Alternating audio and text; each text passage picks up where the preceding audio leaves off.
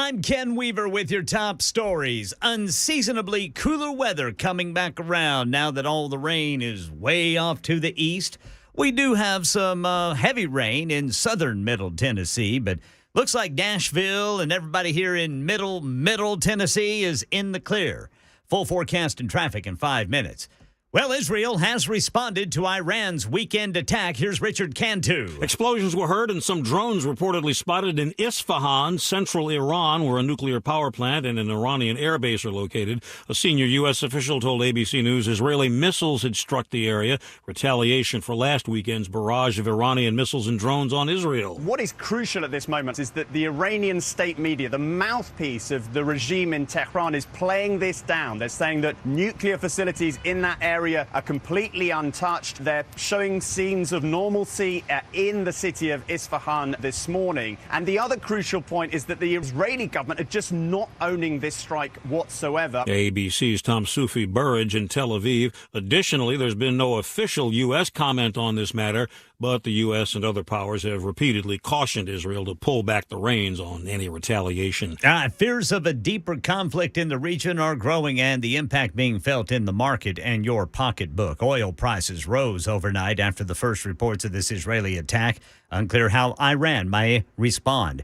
Here in Tennessee, House and Senate lawmakers have approved a $52.8 billion spending plan that includes nearly $1 billion in funding for a massive business tax cut and a statewide school voucher program, if lawmakers can agree on one. And here in Nashville, Metro Police say they found the car stolen during a shooting and carjacking at that South Nashville McDonald's overnight Wednesday. It was found on Louise Avenue. Search still on for the carjacker, who also shot a man in the face. And Rutherford County school leaders not yet ready to decide on a proposal to take bus routes away from families who live within a mile of a school. The board voted to table that issue last night. Market Numbers Report brought to you by Beacon Capital Management. Online at beaconcm.com. Here's Daria Albinger. Stocks drifted Thursday as a resilient U.S. economy delays Federal Reserve interest rate cuts. The S&P 500 recorded its fifth straight loss, closing 11 points lower. The Dow Jones Industrial Average was up 22. The Nasdaq Composite was 82 points lower. Homes are not selling that well this spring. The National Association of Realtors say sales of previously occupied homes fell 4.3% in March from the previous month. Rising prices and mortgage rates may be to blame for the slump. The average rate on a 30-year mortgage rose to 7.1% from 6.88 last week. Rising mortgage rates can add hundreds of dollars a month in costs for borrowers. TikTok is on life support again. Legislation that could force the social media app to be banned if its China-based owner doesn't sell its stake, now included in a package of House bills coming up for a vote in the next few days. President Biden says he would sign the bill. All right, let's check futures ahead of this morning's opening bell on Wall Street. Dow futures down 140, S&P down 25, NASDAQ down 106. That's the latest news, traffic, and weather next. I'm Ken Weaver, WTN News.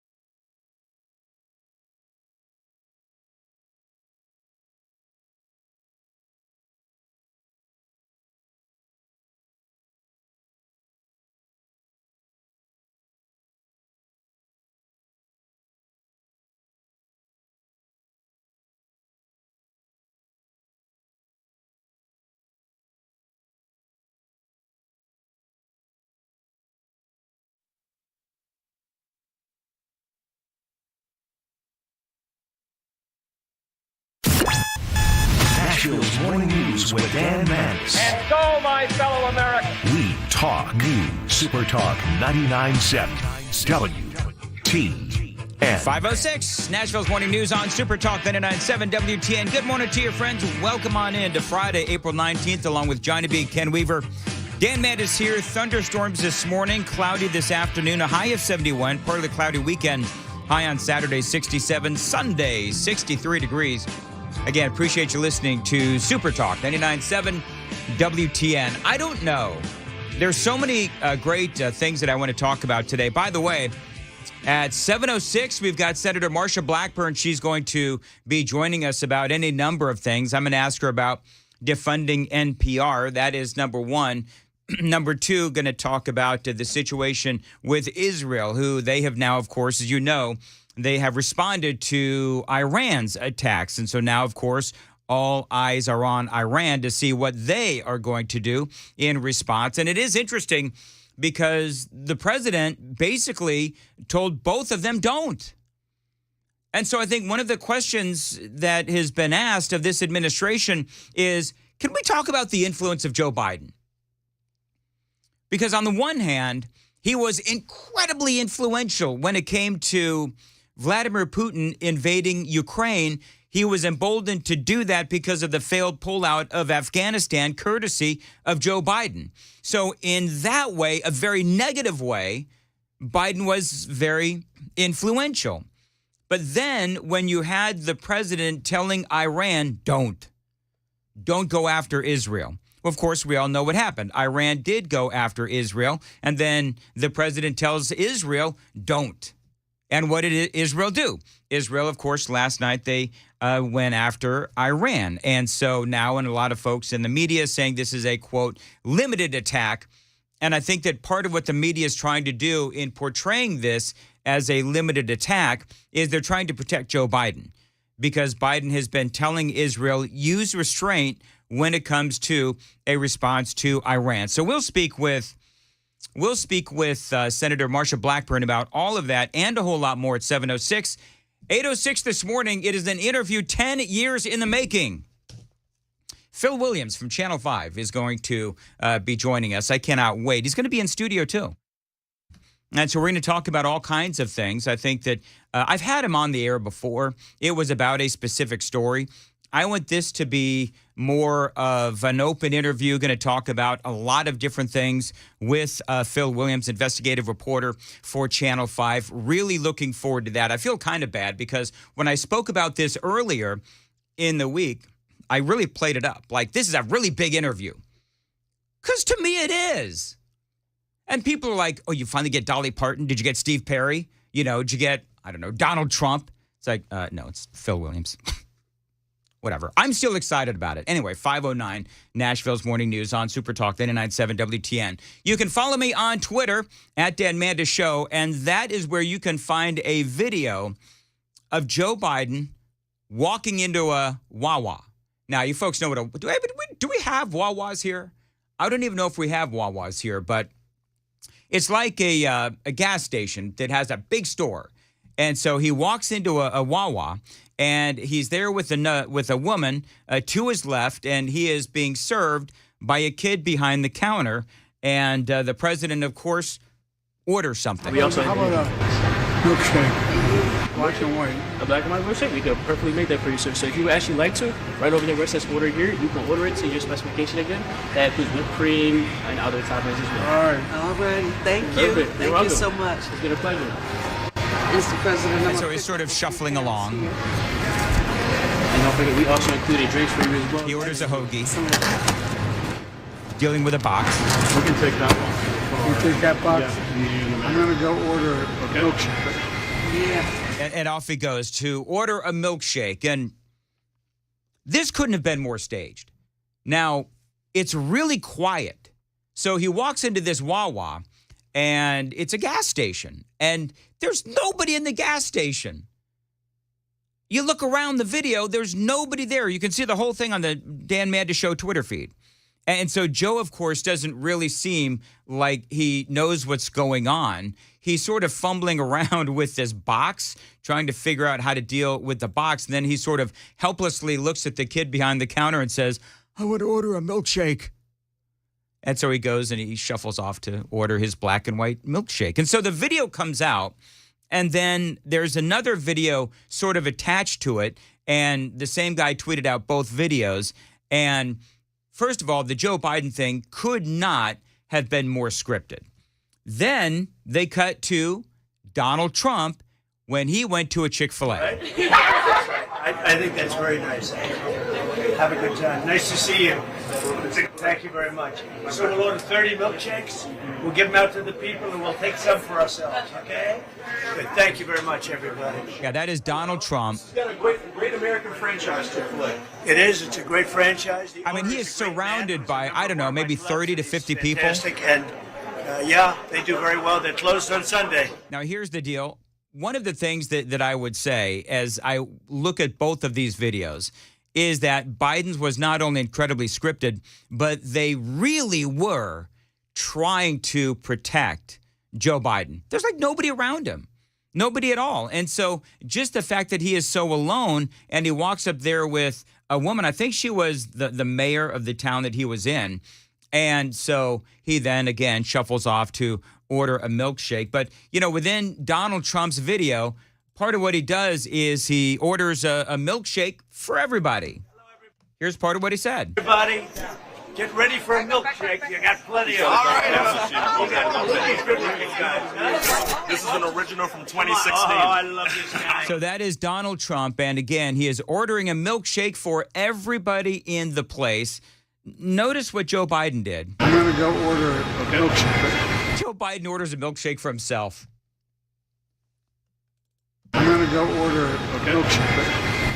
Biden just shuffles off and orders a milkshake for himself. Meantime, again, you've got Donald Trump ordering everybody a milkshake. Hello, everybody. Get ready for a milkshake. You got plenty of them. All right. There you go. So, you know, the difference couldn't have been more stark between the two. By the way, John Fetterman, I guess there's maybe you folks from Pennsylvania maybe know this, but I guess in Pennsylvania, did you know this? That there is a battle going on between like Wawa, which is a gas station and a store, and Sheetz, which is also a gas station and a store. And apparently in Pennsylvania, there's a big debate that goes on as to whether you're a Sheetz person or you're a Wawa person. So Joe Biden, of course, goes to both, right? Because he's a pandering politician. This is a headline. Pro-Sheetz Senator John Fetterman teases Joe Biden over a Wawa visit. John Fetterman off the reservation yet again. This is from the Associated Press. Senator John Fetterman, a well-known Sheetz loyalist, ribbed President Biden on Thursday for visiting the convenience store chain's arch rival Wawa. He was my president. Then he says, hashtag Team Sheetz. Fetterman quipped on X. You know, as jocularity as that is based in, you know, let's face it, there's a lot of people on the left who actually don't believe that Joe Biden is their president any longer. And they do say that Joe Biden was my president. They say the 81-year-old president's stop at the Center City, Philadelphia Wawa, where he ordered an Italian hoagie and a black and white milkshake, came just one day after he grabbed the snacks at a Pittsburgh area Sheetz. Biden's visits to the Pennsylvania-based mini-marts appeared to be an effort to forge a coalition of support in a state where residents have strong opinions about gas station food. In the Keystone State, the rivalry between Sheetz enthusiasts and Wawa devotees is often likened to that between the NFL's Pittsburgh Steelers and Philadelphia Eagles. Really? Got a little bit more on this. And by the way, the White House, it is an epic day. Thursday was an epic day for Cringe Jean-Pierre and the folks at the White House. They actually had to confirm or deny whether or not the president's uncle had been eaten by cannibals. That audio coming up next, 5:15. Time to check the roads on Super Talk 99.7.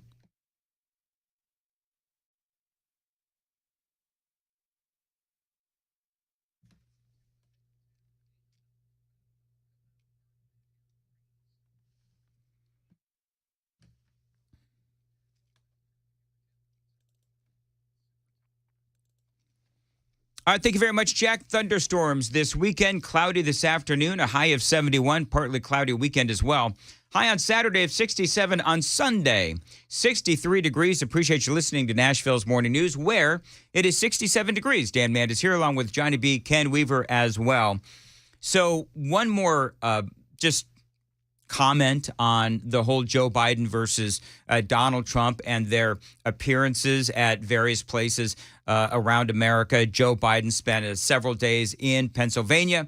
Yeah, Donald Trump visiting that bodega. We talked about that quite a bit yesterday as well. Now, I'm not going to sit here and say that Donald Trump's visits to the bodega and Chick-fil-A, that those aren't sort of set up as well. Of course they're set up. The reason why they're set up is because there's certain security concerns. So Donald Trump, I don't believe that he is simply, hey, pull over to the side of the road, and everybody gets out and, goes into the Chick-fil-A. I believe that this is somewhat staged, although what happens inside is real. But the difference is how they're staged. With Joe Biden completely alone in that Sheetz, and also with the exception of those three girls singing "We Love You, Joe Biden," and when he goes into the Wawa and he is completely alone. Where with Donald Trump, he is surrounded by people in that New York City bodega. He is surrounded by supporters, true, actual supporters inside of that Chick-fil-A. So while I think that both of these events, or all of these events, are somewhat staged, the reality is that Joe Biden is being far more protected than Donald Trump is. And you know the reason why that is. The reason why that is because you simply cannot trust, and the Biden administration, they cannot trust what Joe Biden is going to do. I mean, we all know what Joe Biden said here in the last couple of days about his uncle being eaten by cannibals. Now, this has to be a White House first. The press secretary had to tell reporters that, no, the president's uncle was not eaten by cannibals. But you know what the crazy thing is? Corinne Jean-Pierre, she was on Air Force One. She actually didn't even confirm that the president's uncle was not eaten by cannibals. Listen to her response. You saw him at the War Memorial. It was incredibly emotional and important to him. You saw him respond to all of you when asked about the moment yesterday. And his uncle, who lost his life when the military aircraft he was on crashed in the Pacific after taking off near New Guinea. The president highlighted his uncle's story. Right. She highlighted the uncle's story when he said that he was eaten by cannibals. In other words, he lied about his uncle's story. He got shot down in New Guinea, and they never found the body because there were a lot of cannibals for real in that part of New Guinea. So she's not confirming or denying whether or not Joe Biden's uncle was eaten by cannibals. And so the interesting thing is that his own administration came out. We talked about this yesterday quite a bit. His own administration came out and said the uncle's plane nosedived into the ocean. It sank. The uncle went down with the plane. I mean, his own administration has come out and said that. And she won't even deny that the uncle did not get eaten by cannibals. Make that clear. He wanted to make the story. I mean, look, I don't have anything beyond about what I just laid out, but it was a really proud moment for him, and they got to witness the president. What? A proud moment? She just said, yeah, that's what. About what I just laid out, but it was a really proud moment for him. Do you think this was a proud moment for the president when he talked about how his uncle was eaten by cannibals? Yeah. So proud of Uncle Bozy. And his own administration had to come out and basically say, no, the Uncle Bozy was not eaten by cannibals. And somehow Corinne Jean-Pierre says this was a... But it was a really proud moment for him, and they got to witness the president pray at the War Memorial, look for his uncle's name, honor him. All right, so there you go. Oh, goodness. They got to, I love that. She says that the press got to witness the president. Witness the president. Yeah, we saw the president. All right. We got to pray. We got to watch him pray. We got to watch the president pray and see his uncle's his uncle's, name on the war memorial and so forth. There's Uncle Bozy. I wonder if they're going to have to issue an apology to New Guinea. I wonder if they're going to have to issue an apology, Ken, to cannibals. Yeah. They take great offense. It's like, I'm not going to get into it. It just, this is. The fact that she called it a proud moment for the president. And I heard that the media, the press corps got to witness the president pray. Yes. Boy, That's exciting. That's a proud moment. I'd like to hear that prayer. I'm thinking. I'll have a milkshake.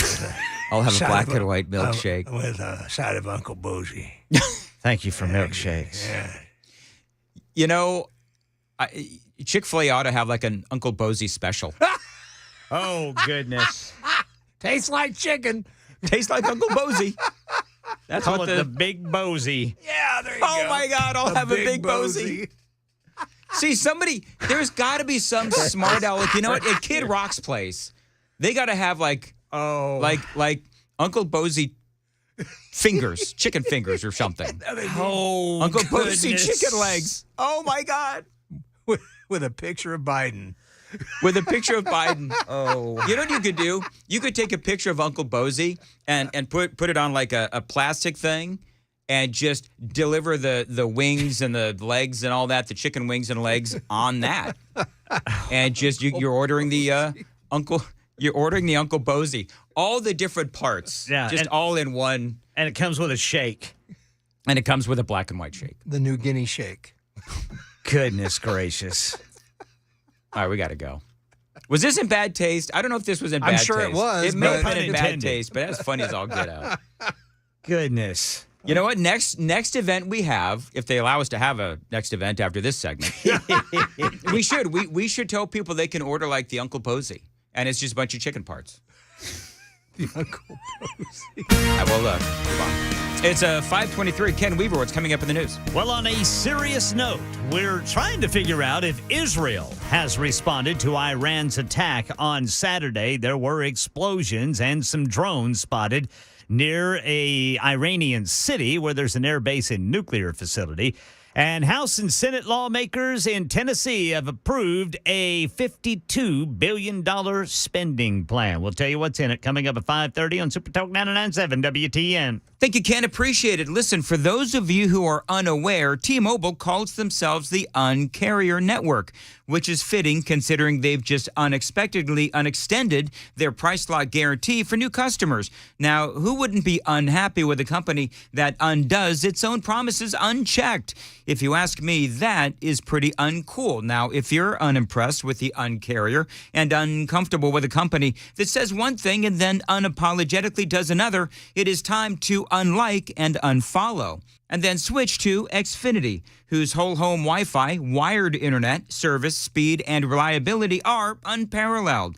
Unjoin the Un-carrier and switch to Xfinity today. And now through June 21st, new customers can get started with 150 megabits per second Xfinity internet for less than what you pay for T-Mobile home internet. It's all just $20 a month for 12 months with no annual contract, so switch today. Go to xfinity.com/TMOFax. Call 1-800-XFINITY or visit a store today. Requires paperless billing and auto pay with stored bank account. Restrictions apply. Equipment taxes and fees extra. After promo, regular rates apply. Actual speeds vary. Effective for new customers after 1/17/24. T-Mobile's price lock will only reimburse your last bill if you terminate service due to a price increase.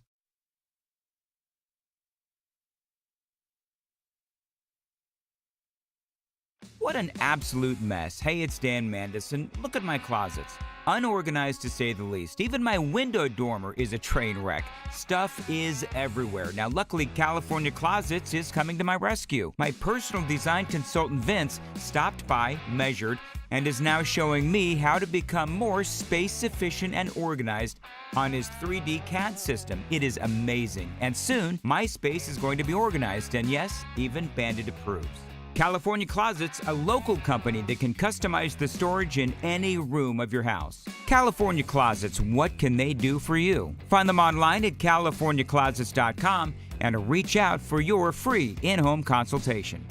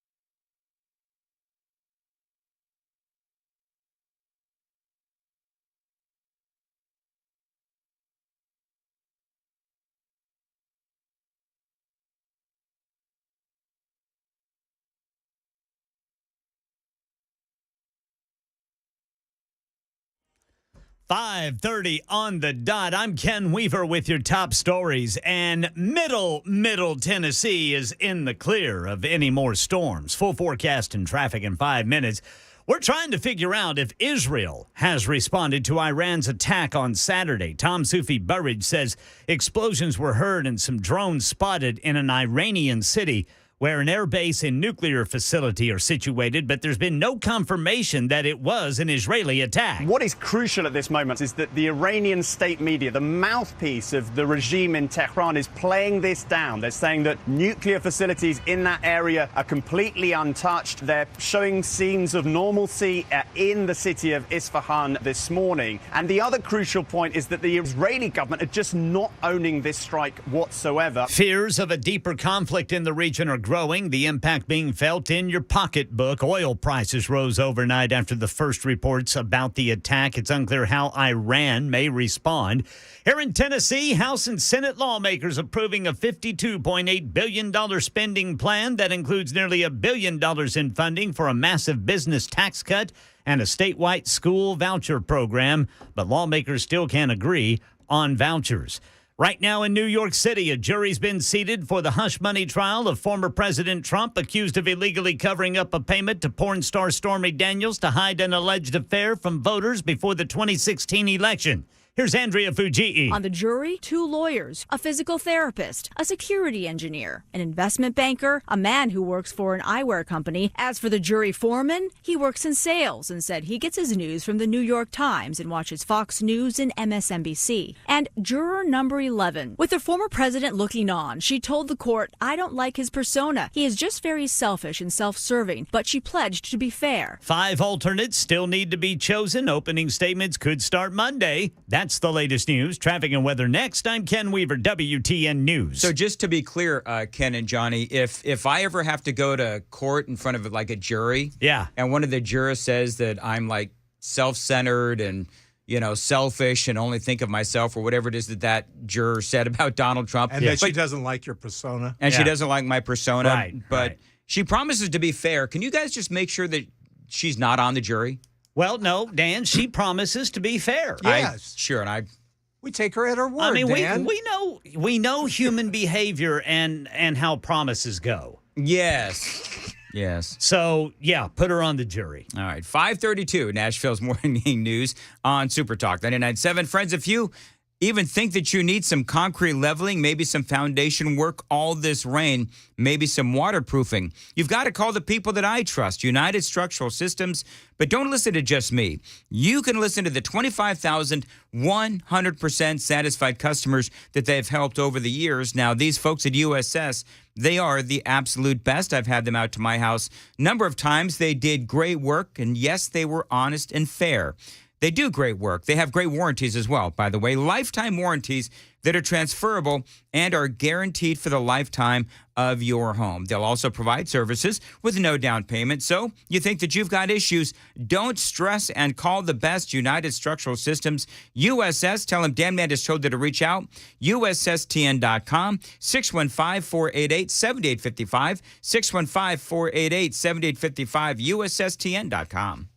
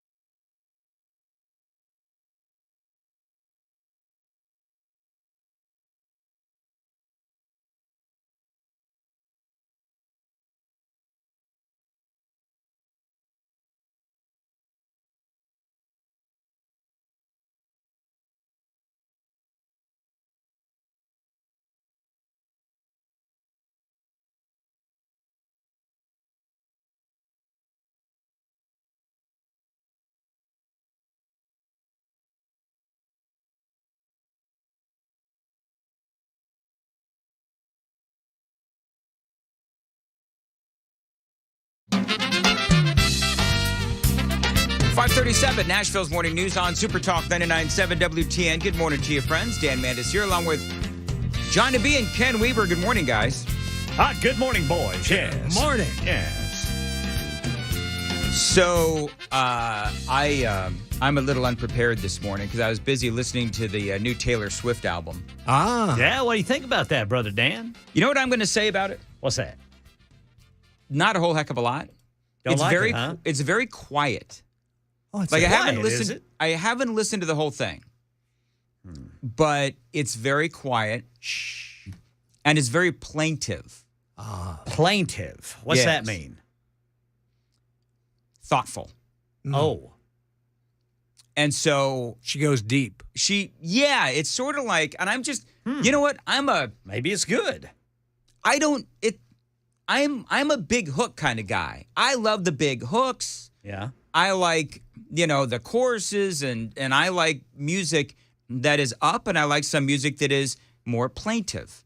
Gotcha. And so far on the new album, I think I've listened to, 6 or 7, maybe 8 of the songs, and it's all like the same sort of vibe, if you will. Yeah. She does take out Kim Kardashian. Hey. In one of the songs, she talks about Kim Kardashian, and apparently this is like a very big deal. So big of a deal, in fact, that 5 hours and 40 minutes after the album comes out, it's already a big story in the Daily Mail and some other publications as well. So they're saying it is the ultimate FU to Kim Kardashian. Well, I didn't know she had a beef with Kim Kardashian. I didn't either. Wasn't Kim Kardashian married to Kanye? Yes. Yeah? Oh, was that the beef? Is Kanye, man, I suck. Is Kanye the one that came out and said, Beyonce's album is the greatest? Was that Kanye? Was that? Well, Kanye interrupted Taylor Swift's speech. Yeah, her that guy. Acceptance speech of her award. So that's probably where, that whole thing, I have no idea. And prompted President Obama to call him a jackass. Did he really? Yeah. I love that. The one thing I can agree on with President Obama. Yeah, that was a very bad move on. Yeah, it was. Kanye. Yes. Yeah. But now look where Taylor Swift's career is, and look at where Kanye's is. Exactly. Ooh, I'm looking at this. There's a couple of E warnings on some of these songs, Brother Dan. A couple of what warnings? E for explicit material. Oh, no kidding. She's getting a little naughty in this one, is she? Oh, yeah, she's, The Tortured Poets Department. Yeah, you know what? I knew when I saw the title of the album, The Tortured Poets Department, that it would just be it would be very bleaky. You know what I mean by bleaky? Yes. It's just, Kind of like Bruce Springsteen's Nebraska. Yes, you knew that's that was exactly gonna be a right. dark record, yes. Interesting. Well, I'll have to listen to some of it. You know what? I bet you this is a really good album for Swifties. I just, you know what? For me, I'll listen to it, but let's all be honest. I'm not her target demo. No, we're not. So, no. She's got a song here apparently about one of her ex-boyfriends, it looks like. No, that's surprising. Isn't she known for that? Yeah, that's what's made her famous. Title of the song is The Smallest Man Who Ever Lived. Oh, my God. Wow. And it's got an E by it. Let's look up the lyrics. Now Ken's intrigued. By the way, 1884 says, you were doing good, Dan, until you brought up Taylor Swift. It's like sitting down to pee. Just don't tell anyone. Wow. But, yeah, that's a little harsh. Audience a little harsh this morning. By the way, people are still laughing at our Bozy conversation. Oh, yeah, about the big Bozy. Bozy and biscuits. Bozy and biscuits, yes, sir. And a vanilla shake. We could serve Bozy and biscuits at the next WTN event. Yeah. Chicken fingers in a Bozy boat with cartoon skulls. We'll have a cannibal course. Yeah. We could have a cannibal course. That's exactly right. Yeah. Anyway, so there you go. Smothered Bozy with 2 sides and a milkshake. Ken, Nashville hot Bozy. Yes, sir. Yeah, Ken's all over that. Yes, sir. So there you go. That's what we can do. Anyway, as far as the Taylor Swift thing goes, I mean, listen, some of the other albums had to grow on me a little bit. And so this might be one of those albums where you listen to it more than once. Yeah. And, it gets better as it goes along. Do you know, I didn't like Morgan Wallen for a long time. And then I really started listening to his music. And I'm the massive Morgan Wallen fan. So listen to this line out of The Smallest Man Who Ever Lived. All right. This is verse 1. Okay. Was any of it true, gazing at me starry-eyed in your Jehovah's Witness suit? So apparently... So she dated Mitt Romney. I didn't know this. Who the F was that guy? You tried to buy some pills from a friend of friends of mine. They just ghosted you. Now you know what it feels like. What in the world is this song about? Boy, that's deep lyrics there. Well, I'm trying to figure out, so I just Googled, then we got to move on. Taylor Swift, boyfriend, Jehovah Witness. Yeah. And apparently that is Matty Healy. Matty Healy. Oh, Isn't Matty that the guy Healy. from that band, the 1975 or something? I don't know. Was he a Jehovah's Witness? I don't know. Matty Healy. Let's look him up. I don't know. Well, we're going down a rabbit hole, aren't we? Yeah, we sure are. I mean, this is big news today. I mean, forget about the fact that Israel has apparently struck Iran. Ken, I saw a report earlier that said that the missiles that hit Iran had actually come from Iran. Well, that's the thing. Yeah. Israel has not said either way that this was from them. So you think maybe Iran pulled a Sure. Hamas I and they wouldn't put started it past firing them. rockets in their own country? And I wouldn't put it past them. I wouldn't either. put it past them either. They don't care about their people. No, they Oh, are goodness trying. These groups are trying to start World War III. I'm convinced. Sure. They want World War III. Well, yeah. I mean, Iran has said that all along. They want to start the final war to end all wars. Yep. That's I have the exactly great right. imam showing up. By the way, we had a rock and roll death, which is very sad. Dickie Betts. Yeah. Now, that's some music to talk about. Man, he made some great music. And actually, guys, I got to hang out with him. Back in 1982, it was cool. The New Year's Eve of 82, 83, I was working at K99 in Birmingham, All right. Alabama. And it was a big show. It was Hank Williams Jr., along with the Outlaws, Leon Everett, Awesome. Jimmy Hall Band, of course, Jimmy Hall, local guy, and then the Dickie Betts Band. And what was interesting about this, we had a promotion where we had listeners that won a chance to have dinner with the Bama Band and me and my buddy Dave White, brother Dave. And as we're having dinner, the Bama Band starts bringing people in. Really? And asking if it's okay if they can have dinner. And, of course, Dave and I are having fun, so we're not really paying attention. Dave finally pats me on the shoulder and says, look how many people are in here. And it was covered up. The station's paying for this dinner. And one of the last to show up was Dickie Betts and his wife. Awesome. And so we got to share an elevator with Dickie Betts and his wife, and Dave and I got to talk to him for a while. Very cool, very laid-back guy. You wouldn't. I expected him to be kind of a butt, but he was nothing of the sort. Very down-to-earth, very cool guy. And, man, he was great on stage. That concert was one of the best I have ever attended. Now, he wrote Ramblin' Man. Yes, he did. And Jessica. And initially, he wanted to give Rambling Man to Johnny Cash. Really? I did not know that. And he took it to somebody. I think it was probably the Allman Brothers producer or somebody like that. I can't recall. But the guy said, no, we're putting that on the album. That was going to be, that went on the next Allman Brothers Band album, and it turned out, the history, the rest is history. Well, and Dickie Betts has a really, he's played with a lot of country acts like Gary Stewart and David Allan Coe, and of course Hank Jr., he's jammed with him. Boy, Jessica's a good song. Oh, too, man, that is a good song. It sucks getting older because we lose our heroes. We lose our childhood heroes, and this keeps happening. Well, I was asking Johnny off mic. How many of the founding members of these iconic Southern rock bands are left? There's nobody left in Leonard Skinner. Yeah, they're all gone. Doug Gray, the singer of Marshall Tucker Band, he's the only remaining founding member. Marshall Tucker Band, and the Allman Brothers Band, I don't know for sure. Now, does it matter if, and I'm asking a question, does it matter if the original members are in the band? Apparently not these days, because Leonard Skinner's still touring. Yeah. Well, Journey, I mean, that's a classic example. Exactly. They have one member, Neil Schon, and that's it. And then everybody else, of course, Jonathan Cain is, you know, from 1981 and the Escape album. So he's sort of grandfathered in, I think. A lot of people probably consider him an original member, even though he's not. But doesn't matter. I mean, you still have all of these bands that are touring and just filling massive stadiums. Oh, yeah. And these guys like Dickie Betts laid the foundation, man. Yeah, they did. I mean, you've got bands out there like Whiskey Myers.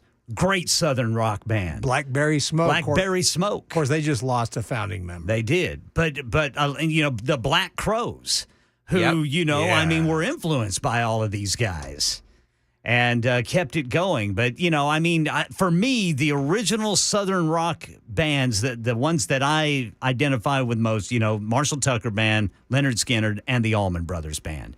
And then, of course, the Outlaws, like Johnny mentioned. And then Ricky Medlock's band, Johnny. Blackfoot. Yeah, Blackfoot. And Hank Jr.'s Blackfoot, band. sure. Hank Jr.'s band, the Bama Band, they were phenomenal. They were very Southern rock, actually. And on a radio side, guys, you would have loved to have been in the general manager's office to present that bill for the dinner that was just originally supposed to be the Bama Band, our two listeners, and Dave and myself and our wives at the time. That was quite eye-opening, and that's why I'm here in Nashville. There you go. Everything, Johnny, happens for a reason. Yes, it does. Are you kidding, man? No, he actually, I mean, the general manager lost his mind, but we didn't lose our jobs over it. There you go. Thank God. It was close. By the way, a special request from the Super Text line. Dan, don't ever say Wawa again. You sound like an idiot. Why? Man. The Super Text line just, especially on, I don't know what it is about Friday, Dan. Phil Williams is a left-wing nut. Another missive from the Super Text line. So they're really excited about his appearance. Some people are. Yeah. And other people aren't. I knew when you invite somebody like Phil Williams in, he's very polarizing. Yes. And so on the one hand, some people are going to say, hey, it's great you got Phil Williams in. Nice job. On the other hand, if you actually have a civil conversation, see, I can't win on this. No. If you actually have a civil conversation with him, then people are going to say, you softballed him. You're a rhino. You're a rhino. If you sort of go after him and attack him, then people say that you're a jackass and you're a bully and you're a shock jock. Folks, I think the guy does outstanding journalism. And I want to have a conversation. I'm going to ask him some tough questions. I'm going to ask him probably some softball questions too. You know why? Because I don't have an agenda with everything that I do. I don't. And so if there's some people that don't like the questions that I ask, well, then they don't have to listen. I'm going to ask them some good questions. I'm going to ask them some questions that some people may not like. But whether or not you like Phil Williams or not is up to you. I think he's, as far as Nashville goes, he's a very well known. He's won the highest journalistic honors that journalism has. He almost won a Pulitzer. So, I mean, all of these things for me, it's going to be, I think, a great conversation. One of the questions I'm going to ask him is, do you feel like you get a bad rap because a lot of folks accuse you of being anti-Republican or anti-MAGA? I'm going to ask him that, and we'll see what he says. Well, here's the thing.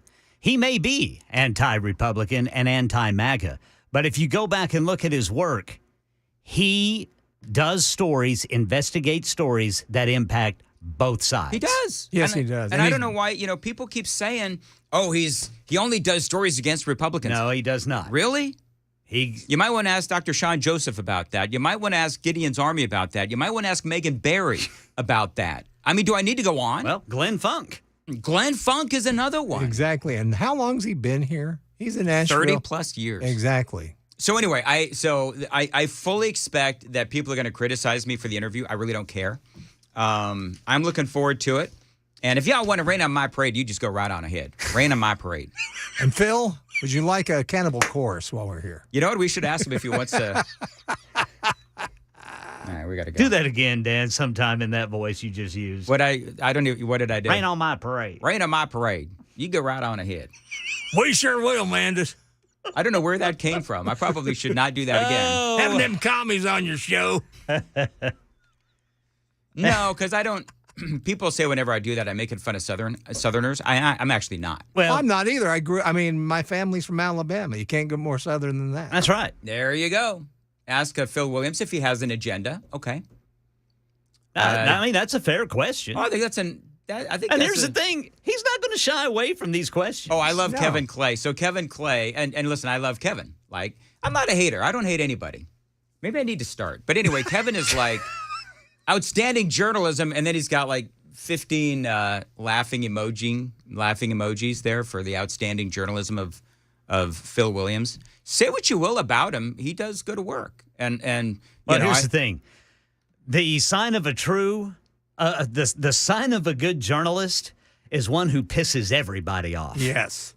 That's exactly right. Because if you're doing real journalistic work, you're going to piss everybody off. And he does that. And that is the whole point. All right, it is 5:54. Ken Weaver, what's coming up in the news? Well, we've got another report on this attack in Iran, and apparently a U.S. official says, yes, it is from Israel. So we've got the very latest on that. Rutherford County School District trying to figure out whether or not to take bus routes away from some parents and families. We'll tell you about it at 6 on Super Talk 99.7 WTN. Thank you, Ken, very much. Spring is here. That means it is time to think about lawnmowers. Big event going on at DT McCall's, and they're having a huge customer appreciation sale tomorrow, Saturday, April 20th at their Carthage location. Look for huge discounts across the entire store, plus drawings for prizes, including a Pit Boss grill, a Samsung robot vacuum, and DeWalt handheld tools, to name just a few.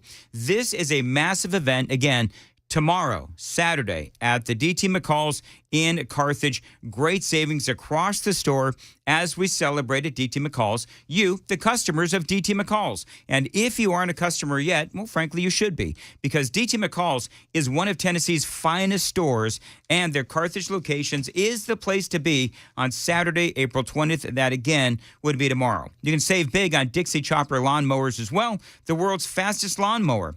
Check out all the deals at dtmccalls.com, and don't forget Customer Appreciation Day at the Carthage location of DT McCall's tomorrow.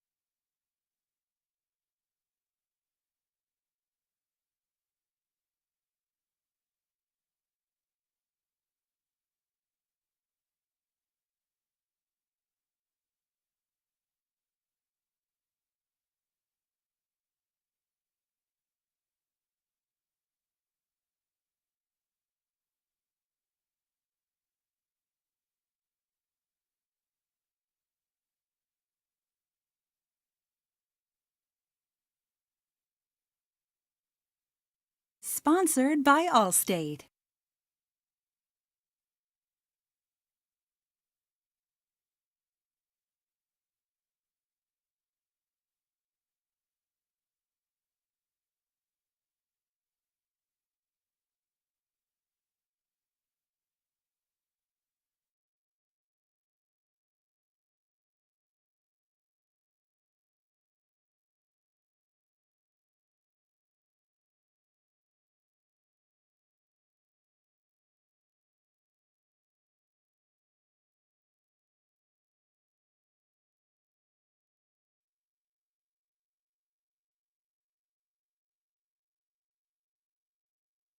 Skip the hassle of spring cleaning and sell your home stress-free with a guaranteed offer from Mark Spain Real Estate. Hi, this is Mark Spain. You can sell your home stress-free, make the most money, and move when you're ready with the guaranteed offer from Mark Spain Real Estate. One of our clients, Tyra, said, Mark Spain Real Estate was incredibly informative. Thanks to them, we closed in less than a month. With their guidance, the transaction was more seamless than we could ever have hoped for. Call 855-299-SOLD or go to markspain.com to get a guaranteed offer on your home today and start packing.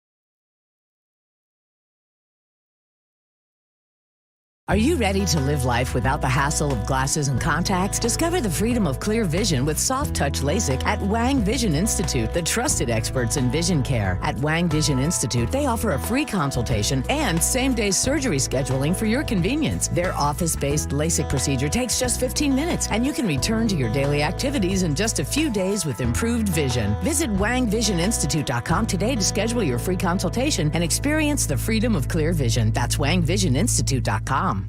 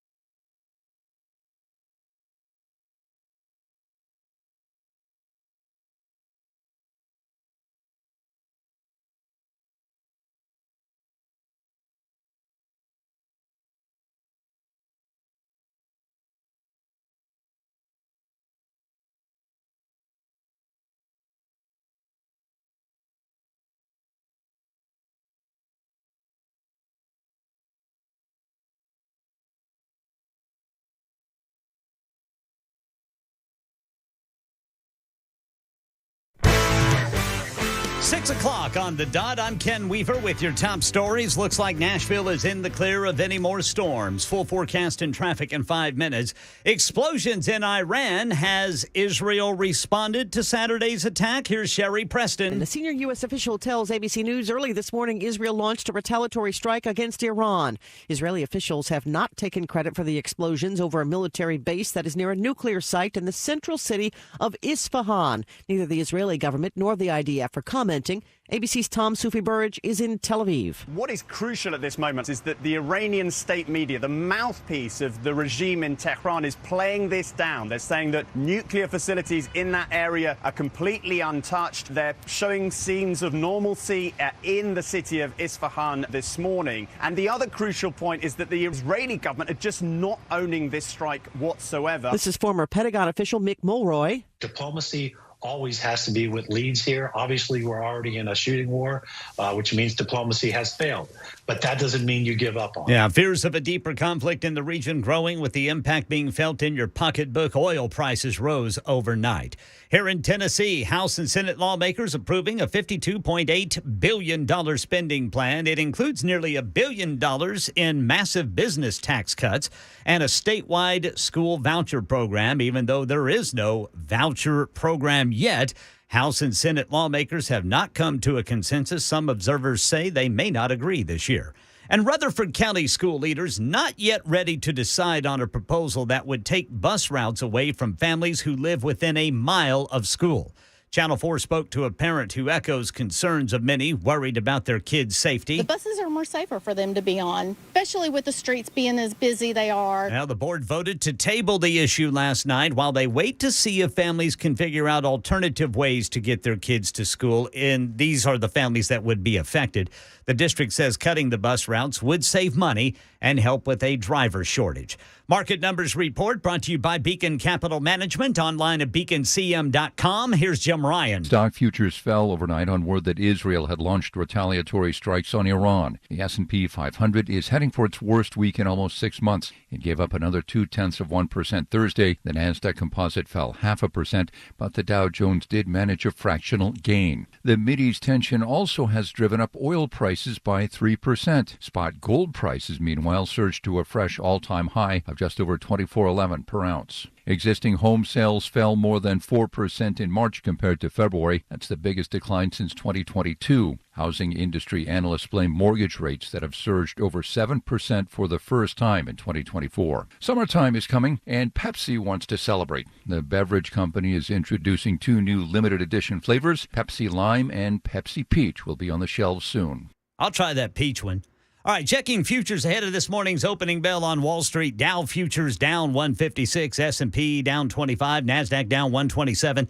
That's the latest news. Traffic and weather next. I'm Ken Weaver, WTN News.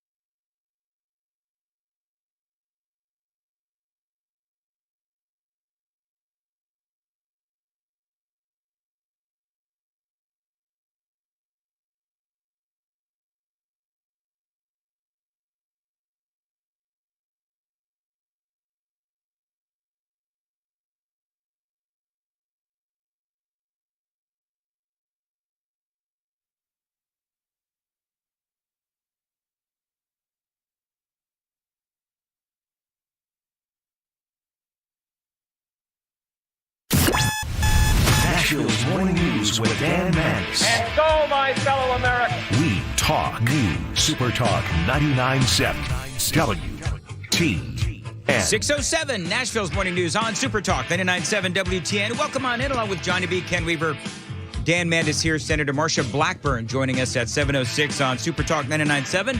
Phil Williams from Channel 5 in studio in the 8 o'clock hour. Looking forward to that as well. Did you see the insanity that happened yesterday at the state capitol? You know what I feel like we need at the state capitol? We need to turn that into a reality show, because the dysfunction at the state capitol is reaching rather epic levels. Now, you got two things going on at the state capitol. One, allowing teachers to be armed. That is, of course, still going on, I believe. And, of course, a school choice for Tennessee. Now, Republican Majority Leader on the House side, William Lamberth and Justin Jones, they got into it yesterday. And Jones, of course, calling Lamberth a racist. Big shock, right? Right there on the House floor, it was picked up. You are a racist. You are a racist. And so you've got Jones just pointing his finger at Lamberth, saying, "You are a racist. You are a racist. You are a racist. You are a racist." Of course, you know, as I've gone on record as saying many times, it must be nice if you're Justin Jones, really to have nothing else to do, no real job description other than to call other people a racist. Now, I don't know what the motivation was as to why he called Lamberth a racist, but whatever.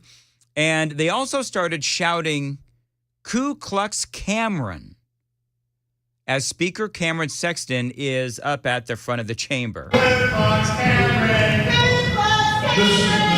You hear that? Ku Klux Cameron. I mean, let's just be honest, that's dumb. So all of this insanity is going on, and so they finally decide, you know what?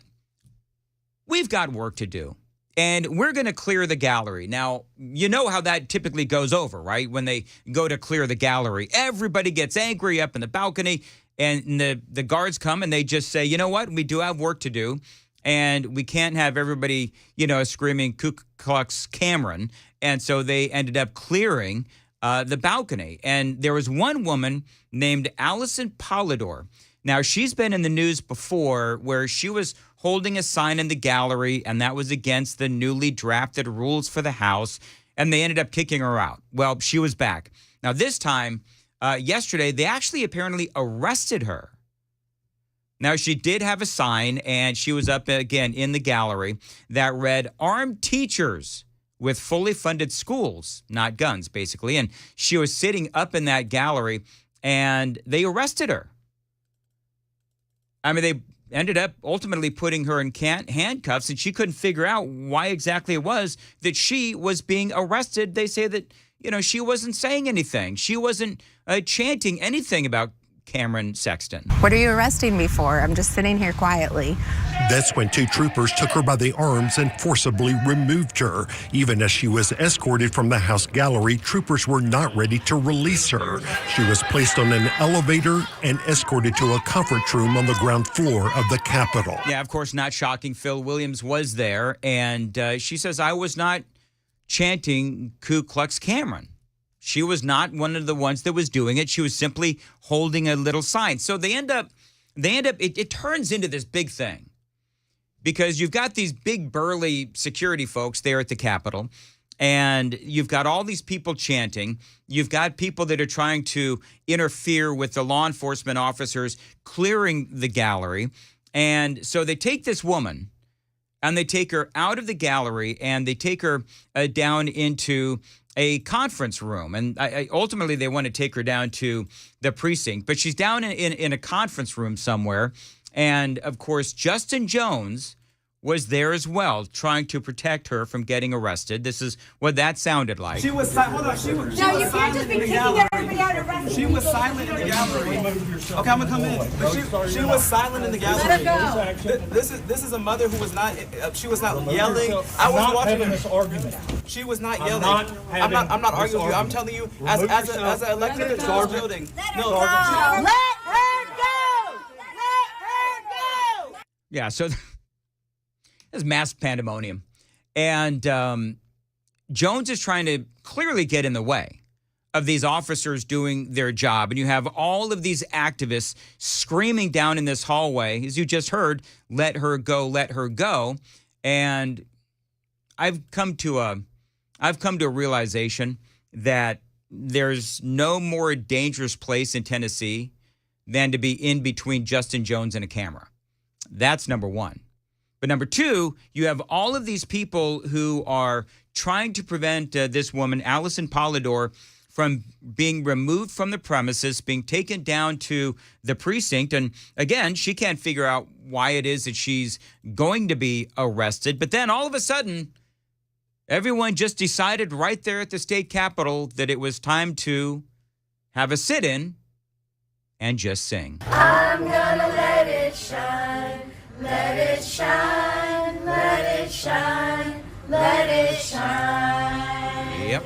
All around the Capitol, I'm gonna let it shine. Meantime, Allison Polidor was taken away. They gave her a citation. She was released, and now Phil Williams is saying that he's reached out to DA Glenn Funk to see what he will do with that citation.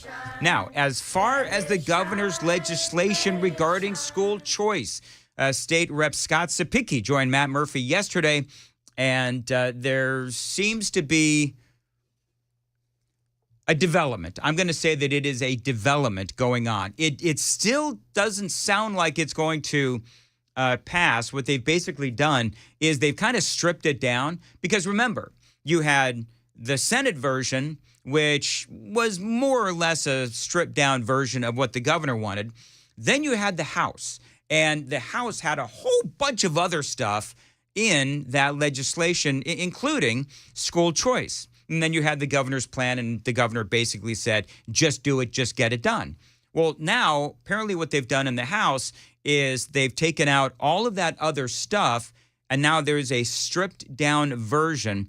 We're going to hear what Scott Sapicki had to say to our own Matt Murphy yesterday, filling in for Brian Wilson on the drive straight ahead. It is 6:15 on Nashville's Morning News. Time to check the roads.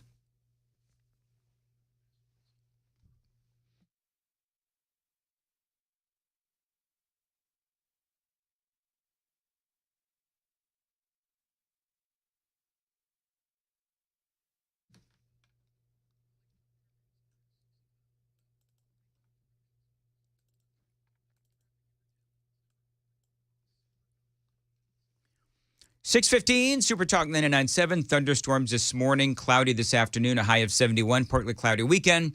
High on Saturday, 67. A high on Sunday, 63 degrees. And appreciate you listening to Super Talk 99.7 WTN. So, what is going on with school choice or the freedom scholarships? Well, apparently both sides have been, as you know, far apart.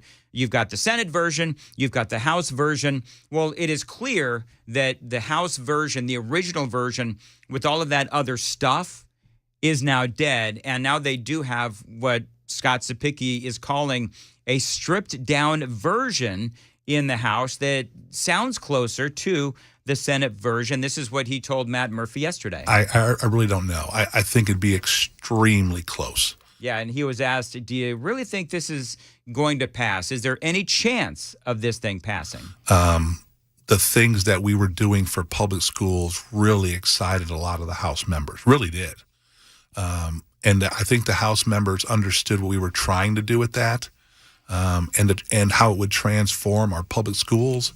But with, 95% of that off the table right now, I don't know right now. And it would take an absolute miracle for both sides to agree this late in the game. I think it's going to be very difficult. And I do want to play that last version, that last part again. It would take an absolute miracle for both sides to agree this late in the game. I think it's going to be very difficult. And here's the problem. The problem is that it's got to go back to, when you strip it down, you make all of these different versions. Then from what I understand, it's got to go back to a committee. So now they've just got, as Sapicki talked about this, a procedural problem. And that's part of the issue. It's got to, again, get back to committees and so forth. But Matt asked a great question. As this whole thing has played out, and, it's always easier to play Monday morning quarterback, but Matt asks about the failure. What happened? How did this train wreck so incredibly badly? So what went wrong? I think maybe what happened was we didn't get in a room quicker with the Senate and with the governor quicker so that we could discuss where we all are and try to navigate a pathway forward instead of, he's the governor, he can do what he wants. He releases his version, and then the Senate releases their version, and then the House releases their version, and they were all vastly different. And now we're scrambling, trying to bring things together. Yeah, they are absolutely in a scramble. And I talked about this a little bit yesterday. It at least used to be a conservative tenet that school choice is something that we all as conservatives want. But as I've been saying ad nauseum for the past, I don't know how long this has been going on, I support school choice. I absolutely support school choice. I just wasn't sure if this was the right plan. So now what they're talking about doing is it's probably not going to pass this session.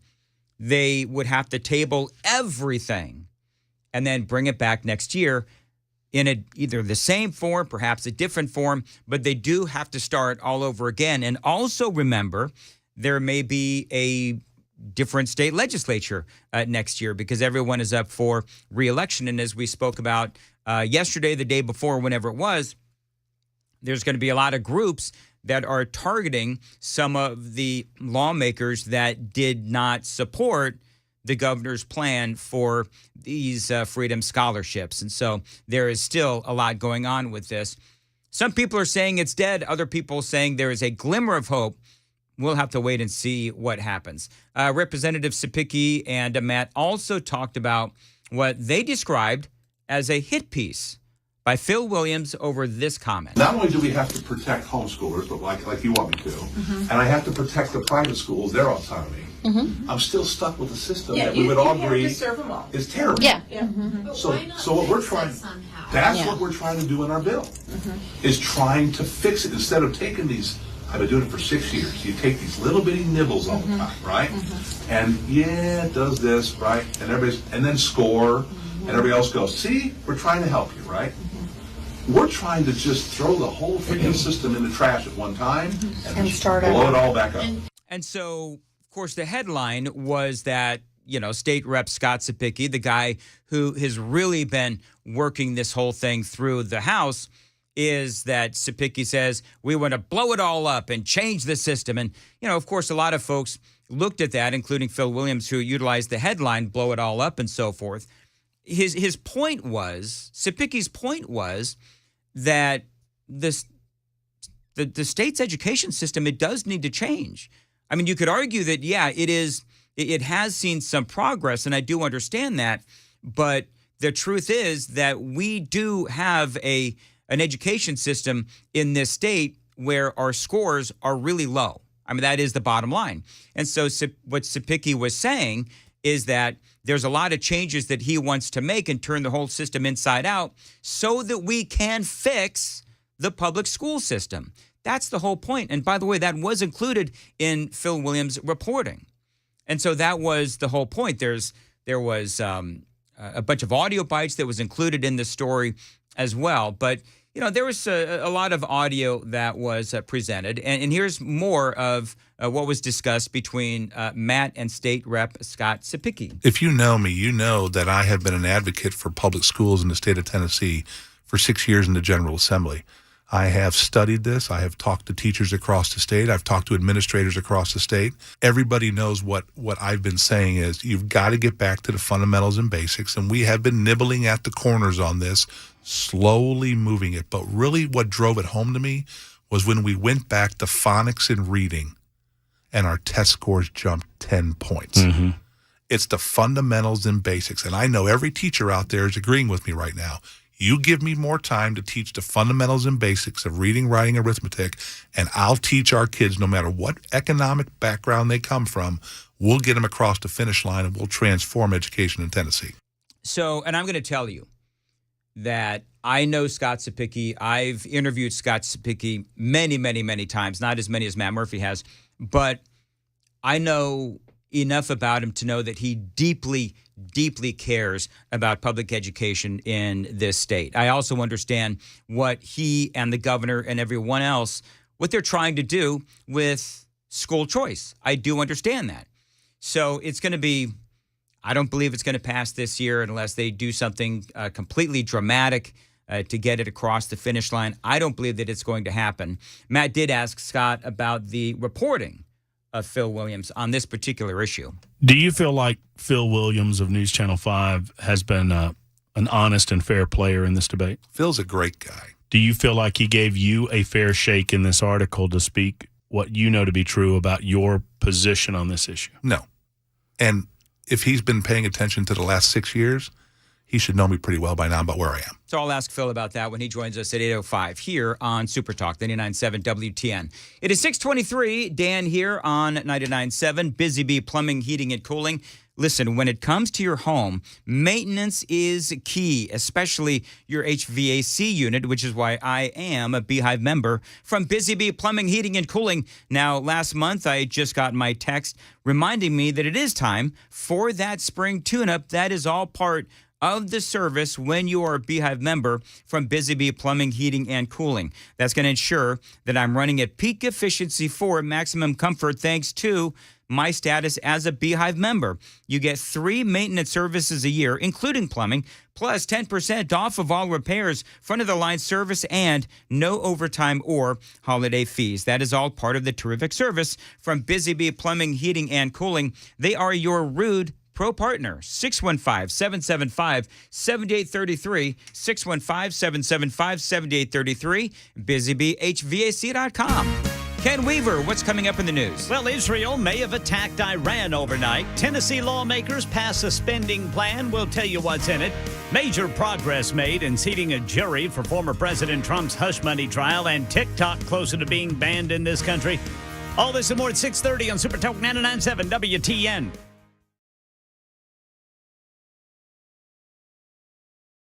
I started work in the early 60s, and Tennessee had a deer stalking program already in place going, primarily from Clarksville Base within the Fort Campbell area. From that area, a lot of deer were stalked in Middle and West Tennessee, and then later on, we started taking deer from those areas and stalking other areas. So it was a progression. It moved pretty fast. The deer sometimes were faster than the stalkers were. I bet that was pretty exciting trying to trap those deer and move them and know that you're making a huge impact. Well, we wasn't all that confident. Oh, really? Because a lot of the counties had dog problems. You know, they'd be wanting to dog the deer, and it didn't hold up under that kind of pressure. And we had to go back in and restock. And there was a lot of different types of law enforcement work that had to be done. I hear you. And the officers did a good job. And we talked to a lot of the judges, and they clamped down pretty hard on somebody poaching deer out there. Back then, we only put out 15 or 20 deer. It was critical. In fact, at that time, it could cost you your truck. Yeah. It's an amazing success story. You hear folks saying, well, we didn't see a deer when I was a kid, and now you just have to walk out your back door and you got in a subdivision grazing or driving down the interstate highways or whatever, you see a deer just about every day. Yeah, sometimes I wonder if we're too efficient. Some folks say back in the good old days, but I don't know. Right now, hunting and fishing is really good.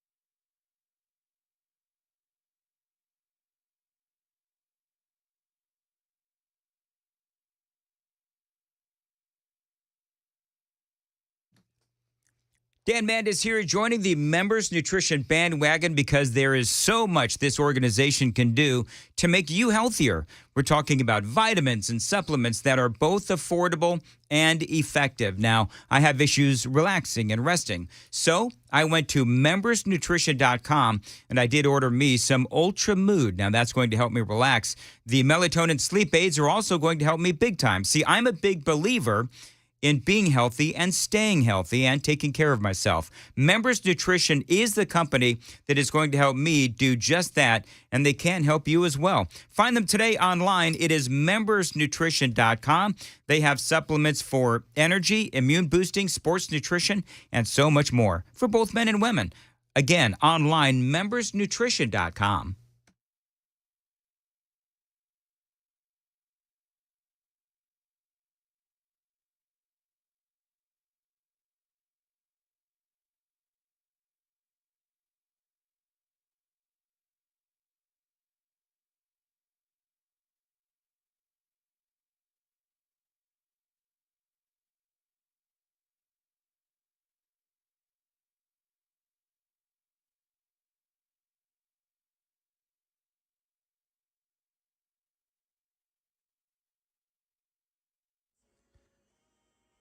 I'm Ken Weaver with your top stories. We've got the full forecast and traffic in 5 minutes. There are indications Israel may have responded with force to Iran's attack on Saturday. Tom Rivers reports a semi-official Iranian news agency has released a video purportedly showing the nuclear site operating as usual, saying anti-aircraft defenses at that site fired at unspecified targets. The video shows the site where everything appears to be normal. Nothing reportedly hit or damaged. Iran is said to have fired air defense batteries as explosions could be heard near a major airbase near Isfahan. Meanwhile, the UN nuclear watchdog, the IAEA, confirms there is no damage to any of Iran's nuclear sites. ABC News says it was told by a senior U.S. official that Israel launched a retaliatory strike against Iran. Here in Tennessee, a $52.8 billion spending plan has been approved by House and Senate lawmakers. It includes more than $1 billion in business tax cuts and hundreds of millions of dollars for school vouchers, which would be used if school voucher legislation is ever passed.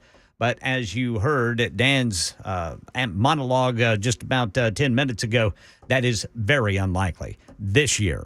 Trump jury selection continues this morning. Peter Harmelay says the details. 12 jurors have been selected to determine Donald Trump's legal fate in his New York hush money case. The jurors, 7 men and 5 women, include a school teacher, an investment banker, a speech therapist, 2 lawyers, and a salesman. It took the lawyers in the case just 3 days to select them, whittling down a pool of 192 New Yorkers to 12 jurors and 1 alternate. Jury selection scheduled to resume this morning to find 5 additional alternate jurors who could hear opening arguments in the case as soon as Monday.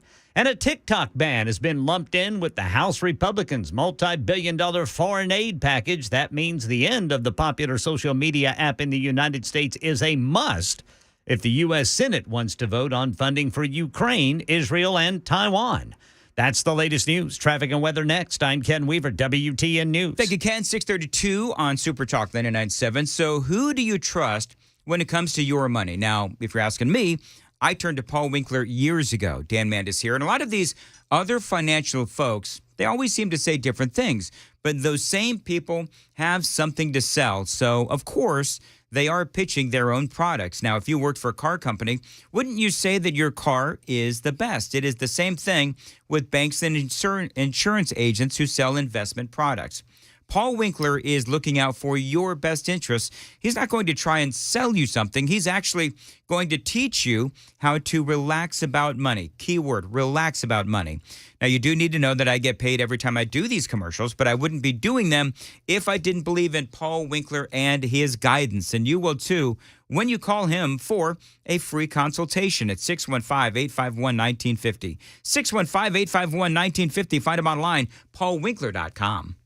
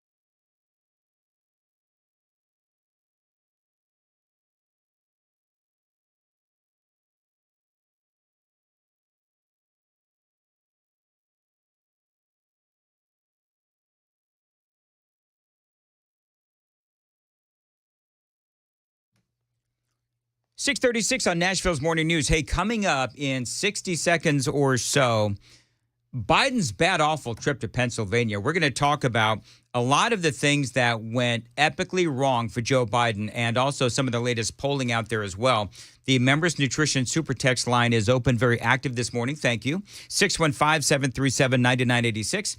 Dan Mandis with a question for you. If your roof was destroyed in a storm, how much of that replacement cost would your insurance company cover? Now, if you don't know, you really do need to ask because some insurance companies refuse to pay full replacement cost. They're going to deduct money for an older roof. And this means that the insurance company will depreciate how much they pay for your roof claim. And that could leave you on the hook for thousands of dollars. And that's why I'm telling you about King & Associates Insurance. Now, King & Associates, they will pay full replacement cost. So whether you have to replace a 10-year-old roof or a 2-year-old roof, they do pay for it to be replaced, period. It is that kind of focus on customer service that makes King & Associates Insurance one of the absolute best insurance companies around. Call them, tell them Dan told you to reach out, 615-329-8121, 615-329-8121. Get your royal review, tkinginsurance.com. 6:38, Nashville's Morning News on Super Talk 99.7 WTN. You guys want to just do a real quick review of Joe Biden's bad, awful trip to Pennsylvania? Because it's actually kind of funny. When you look at everything that went wrong with Biden's trip to Pennsylvania, it's a pretty long list. Now, we talked about in the 5 o'clock hour, we'll do a very brief reset on what happened here in the last couple of days. But one of the things that's in the news today is Joe Biden going into a Wawa and ordering a milkshake. We also how about a milkshake? Black and white. A black and white milkshake? We could perfectly make that for you, sir. So if you would actually like to, right over there where it says order here, you can order it to your specification again. That includes whipped cream and other. And the whole thing is so incredibly staged. There's like nobody there. Mr. President, I'm going to pick up a few pounds here. And don't forget, we also included drinks for you as well, just to enjoy. And basically what he's doing is and I think it's the mayor of the town that he's in, the mayor and Biden, they walk into this Wawa, and he orders like a hoagie, and he's trying to deal with this box. Biden, it almost looks like, oh, by the way, you can see the video on the Dan Mandis Show Twitter feed. He can't really seem to figure out the box, and there's nobody around. It is like quiet. It is a church mouse, quiet as a church inside this Wawa. And the woman and Biden walk up to the counter. The guy is ready to take the order. And, it couldn't look any more staged. We can take that one. You take that box? Yeah. I'm going to go order a milkshake. Yeah. And you heard Biden right there. He said, I'm going to go order a milkshake. He's going to go order a milkshake. And off he does. He just wanders off to go find a black and white milkshake. And that's what he did. He also went to a Sheetz. We talked about the battle in Pennsylvania between Wawa and Sheetz, I guess. They take their gas station food really serious in Pennsylvania. Had no idea that there's some people that are pro-Wawa and other people that are pro-Sheetz, whatever. But when you look at Biden's trip and you look at all of the mistakes that he made, I mean, people are mocking the president for the trip to Wawa because if you see some of the video that's out there, you actually can see some of the pre-planning that's going on. All right, so he's going to come in. He's going to order a hoagie. He's going to hand you money. He's going to give you a tip and then just make it very easy for the president. And then at some point, I don't know if they actually pre-planned him ordering a, black and white milkshake, but that's exactly what he did. But when you look at everything that he has done over the past couple of days, I'm just going to go through some of the things that are going on that he said over the last several days. Joe Biden on the campaign trail falsely claimed that he, quote, cut the budget by a lot of money. He did not. He falsely claimed that he never spoke with anyone about the political prosecutions of Donald Trump. That is just simply not true. Fonnie Willis and her administration from Georgia, from Atlanta, Georgia, Fulton County, went to the White House. He falsely claimed twice that D-Day was on a Sunday. Apparently, he said, and this is a quote, claimed his mother, quote, did not live in Scranton since she was 1954. He was followed by rabid anti-Israel protesters at every turn, and apparently also told steelworkers that the middle class did not build America. That's a really good way to get the unions on your side, Lunch Bucket Joe. And then, of course, we know that he talked about his uncle being eaten by cannibals. He got shot down in New Guinea, and they never found the body because there were a lot of cannibals for real in that part of New Guinea. And so everybody started mocking, Joe Biden and the cannibal story to the point where the media actually cornered Cringe Jean-Pierre, and she was asked, okay, so can you talk about this whole cannibal thing? You saw him at the War Memorial. It was incredibly emotional and important to him. You saw him respond to all of you when asked about the moment yesterday. And his uncle who lost his life when the military aircraft he was on crashed in the Pacific after taking off near New Guinea. The president highlighted his uncle's story. The president highlighted that he got eaten by cannibals. That's what the president said. And so the question is, because everybody knows the answer, right? Everybody knows the answer because Biden's own administration had to come out and say, no, Biden's uncle did not get eaten by cannibals. His plane went down. 2 others died as well. They never came up out of the water. The plane went down into the ocean. It sank and nobody got out. Well, one guy got out and he was rescued. And so she's talking about to the media, well, you saw him as he was praying and all of these other things. Memo to Cringe Jean-Pierre, nobody's talking about the praying. Everybody's talking about the fact that the president of the United States actually said that his uncle was eaten by cannibals when there's no evidence to say that he did get eaten by cannibals. Make that clear. He wanted to make the story. I mean, look, I don't have anything beyond about what I just laid out, but it was a really proud moment for him, and they got to witness the president. Yeah, you did. You heard that right.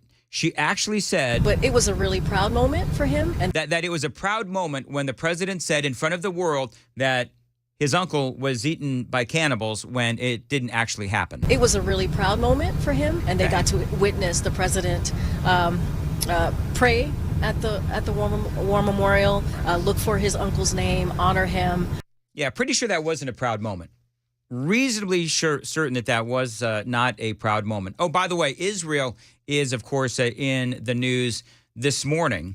Remember the story that I told you yesterday? This is yet another train wreck for Joe Biden out on the campaign trail when he talked about Israel and how he has instructed Israel not to bomb their own city. And I made it clear to Israelis, don't move on Haifa. It's almost like who wants to tell him that Haifa is actually a major city within Israel? And I made it clear to Israelis, don't move on Haifa. It's just not, I mean... You think the Israelis are like, yeah, not a problem. Not a problem, Joe. We're not going to bomb our own city. Thanks, though. Anyway, I just... Look what we did recently when Israel was attacked. I can look at what you did recently. You said your uncle was eaten by cannibals. I told Alabama, don't you do anything with Birmingham. And you... you told Israel not to bomb their own city. Yeah, we've been... Tennessee, don't you bomb Tennessee. Don't you bomb Nashville. I said, oh, Don, you there? I mean, it was almost like every day there was another one. I mean, who could forget the whole towel and shave cream story? I got a towel on me and shaving cream, and I heard bam, bam, bam at my door really loudly. You know what that bam, bam, bam was? That was Biden's campaign manager banging his head against the wall. That's what that was. So, yeah, it has not been a good week for Joe. You know, it's almost like this is proof as to how 2016 actually worked for the Biden administration because, I should say 2020, because they kept Biden, locked down in the basement. And now they cannot. And now they can't. He's got to go out. He's out there, baby. He's out there. I got a towel on me and shaving cream, and I heard bam, bam, bam at my door really loudly. Yeah. There you go. I love the descriptive, how he got so descriptive about the motel room, too. Oh, yeah. Yeah. Yeah, the 8x10. Yeah. The 8x10. Well, and again, it just strikes me how every story he tells about somebody in his family, they were a hell of an athlete. Even though they were eating. Even though it has nothing to do with the story. Right. But they were a hell of an athlete. And they ended up getting eaten by cannibals. He got shot down in New Guinea, and they never found the body because there were a lot of cannibals for real in that part of New Guinea. For real. Now, do they sell cannibal meat at the Wawa or the... How many hands did he shake at the Wawa? 6:47, Nashville's Morning News. Time to check the roads on WTN.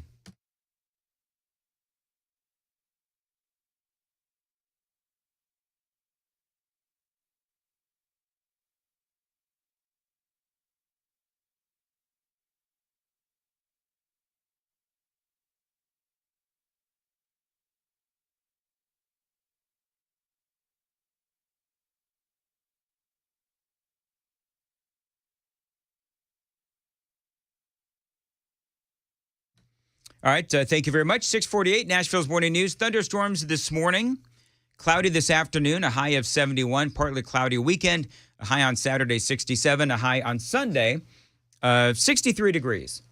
Appreciate you listening to Nashville's Morning News, where, Johnny, what is the temperature? By the way, do it in your Biden voice, won't you? Hey, Don. Don, how you doing? Uncle Bo's going to love this one. It's currently 67 degrees. Thank you very much. I'm going to go look at that statue down the street. You gonna put a towel on it, maybe some shaving cream? Oh, yeah, I want to definitely do that. You know what? Those naked statues need towels. I don't know. Should I go down that road about the naked statues? Some of them look pretty good to me. Moving right along, 6:49, Nashville's Morning News on Super Talk 99.7. All right, I promised you polling, and I'm going to give you some polling. By the way, the Senator, Marsha Blackburn, is joining us coming up here on Super Talk 99.7 WTN 706. Headline is from the New York Post that Donald Trump leads Biden in Michigan and Georgia, razor close in two other battleground states, according to a new poll. You know, it'll be interesting. I mean, all joking aside, and it's really hard to put the joking aside, but all joking aside, do you think the train wreck that Joe Biden has been the last several days, do you think that that'll actually impact his polling? Let me know on the Members Nutrition Super Text line at 615-737-9986, because as bad as Biden gets, man, it doesn't necessarily seem to impact his polling. That's the crazy part. In a head-to-head matchup, the presumptive Republican nominee receiving 49% support in Michigan compared to Joe Biden's 46% backing. Trump is up on Biden, 81 years old, in Michigan and Georgia, according to a new Fox News survey of registered voters released on Thursday. When you throw in the third-party candidates included, Donald Trump's lead in the Wolverine state is trimmed down to a 42 to 40% advantage. See, this is why you can't spend an abundance of time on polling, because it always changes. Because it's like a month ago, I was talking about how third-party candidates actually helped Donald Trump. In Georgia, where Trump has been charged with interfering in the state's 2020 election results, he leads Biden by a 6-point margin, head-to-head 51 to 45%. In the five-way race in Georgia, the former president's lead increased in that state 46 to 39%.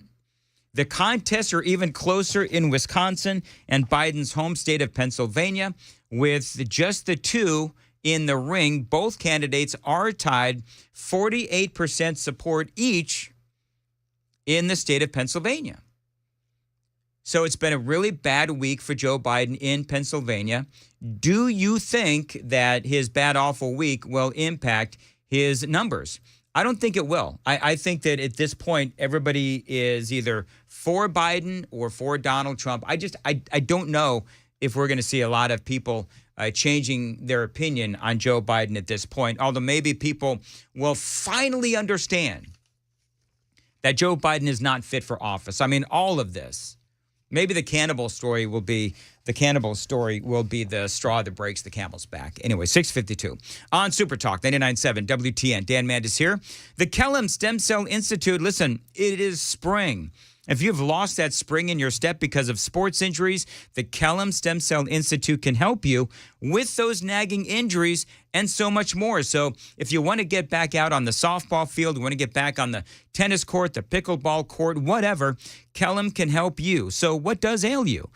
You know, folks out there, they do have sports injuries, concussions and the like, Lou Gehrig's disease, congestive heart failure, asthma, arthritis, even autism.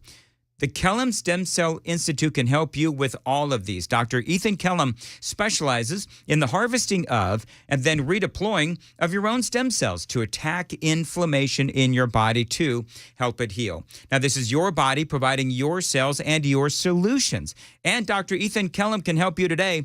They also now accept care credits. 615-850-4415. 615-850-4415. 4415. Again, call them today for your free consultation.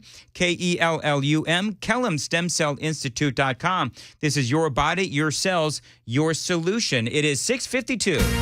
Ken Weaver, what's coming up in the news? So there's still no confirmation that Israel attacked Iran overnight, but we do have a comment, a very vague comment from our Secretary of State, who's with G7 ministers in Italy. We'll play that for you and let you decide. Here in Tennessee, Rutherford County school leaders not yet ready to decide on a proposal that would take bus routes away from certain families who live in a certain distance from a school. All that and more at 7 on Super Talk 99.7 WTN.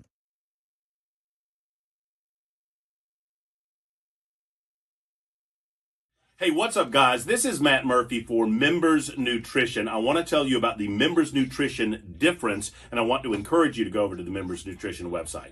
Number one, they believe at Members Nutrition that they can sell vitamins and supplements at a lower cost point, and they're doing it every single day at membersnutrition.com. Number two, they want to make these products right here in the United States of America, not from some overseas company, and they do that every single day. I encourage you to go to membersnutrition.com. You'll get 50% off your purchase price at checkout. You don't have to put in any codes. Just go to membersnutrition.com. Once again, membersnutrition.com.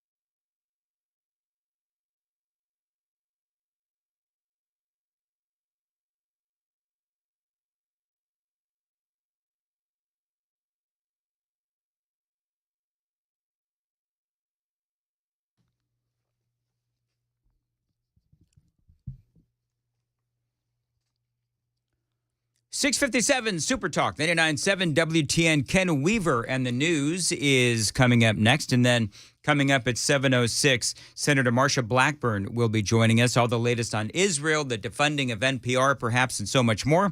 Summer is right around the corner, and Lake Living TN is releasing a limited number of lake lots to the public. Folks, this happens tomorrow. Dan Mandis here, one day only, tomorrow. You can come out and check out our exclusive properties and experience lake living at a fraction of the cost.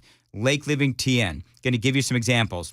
2-acre wooded estate lots, they are starting at just $79,900. Lake cottage packages with a boat slip, they're starting at just $349,900. Now, the amenities out at Lake Living TN, they are incredible. From a brand new marina, 3.5 miles of shoreline, pickleball courts, swimming pools, coffee shops, and restaurants. Now, Lake Living TN, I would say, is the perfect place for vacation homes and retirees. Just over 20 minutes from Knoxville and a short drive to the Smoky Mountains. Enjoy life on the water. Call to secure your private tour right now. Tell them Dan told you to reach out. Times are limited. That's going to be tomorrow, Saturday, April 20th. LakeLivingTN.com is the website. Check it out, LakeLivingTN.com. 865-408-9992. 865-408-9992.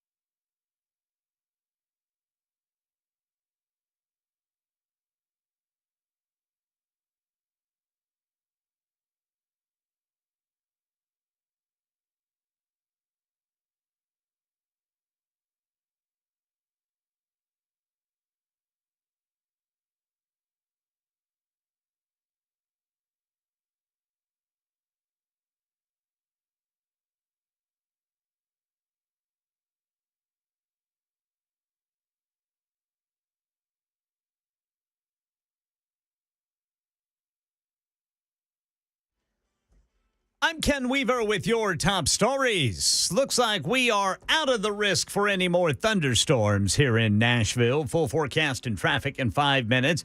We still don't know officially if Israel attacked Iran overnight. On a break from meeting with the G7 ministers in Italy today, Secretary of State Antony Blinken came out to address reports of what went down. I'm not going to speak to these reported events. All I can say is that for our part and for the entire G7, our focus has been on de-escalation, on avoiding a larger conflict. Now, Matt Gutman tells us what went down. For several hours overnight, as we learned of those explosions in Iran, there was significant concern of an all-out war erupting between Israel and Iran. But as the sun came up in the region, Iran started downplaying the attack, calling it very limited, and Israeli government and military officials not talking about it at all. Yeah, there were explosions heard and drones near where there is a nuclear facility in Iran, but Iran saying it was untouched. Oil prices, by the way, rising overnight after reports of this. Here in Tennessee, House and Senate lawmakers approving a $52.8 billion spending plan that includes nearly $1 billion in funding for a massive business tax cut and a statewide school voucher program. But legislation to create a school voucher program seems unlikely this year. Rutherford County school leaders not yet ready to decide on a proposal that would take bus routes away from families who live within a mile of school. The district says cutting the bus routes would save money and then help with the driver shortage. But the board voted last night to table the issue while they wait to see if families can figure out alternative ways to get their kids to school. Right now in New York City, a jury has been seated in former President Trump's criminal trial. Aaron Katersky there at the courthouse in Manhattan. 7 men and 5 women have been sworn in to claim their place in American history as jurors in the first criminal trial of a former president.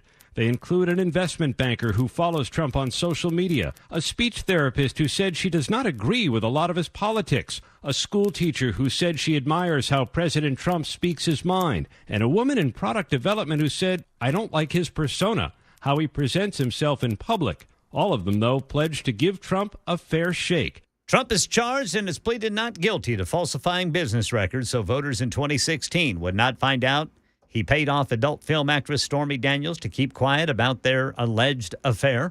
Market Numbers Report brought to you by Beacon Capital Management, online at beaconcm.com. Right now, Dow Futures down 84, S&P down 11, NASDAQ down 71. That's the latest news. Traffic and weather next. I'm Ken Weaver, WTN News.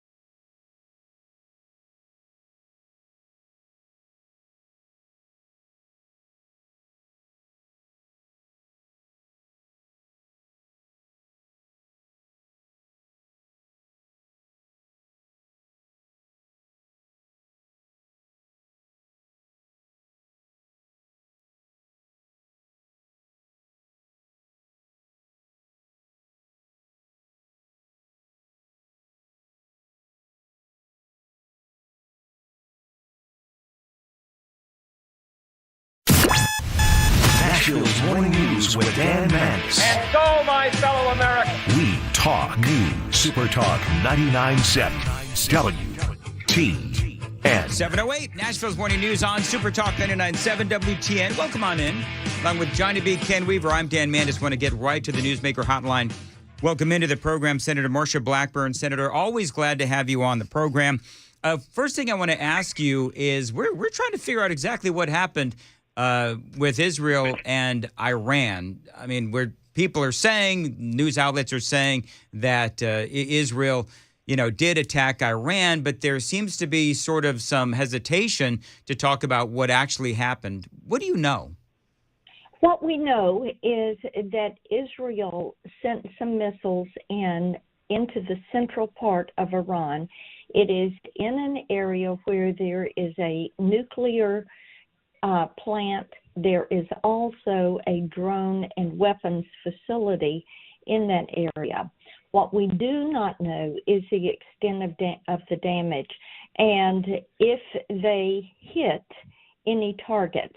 This was a very limited retaliatory strike, and it has been couched as that. I think we'll know more as the day moves on. Right now, Iran is saying, well, this thing failed. They didn't hit anything. But we also are fully aware that what we need to do is support Israel as they work to defend themselves, that they're going to have the ability to go back at Iran. Bear in mind, last weekend was the first time Iran has ever delivered a strike into Israel, the first time ever. Now, and it's important to keep the context around this.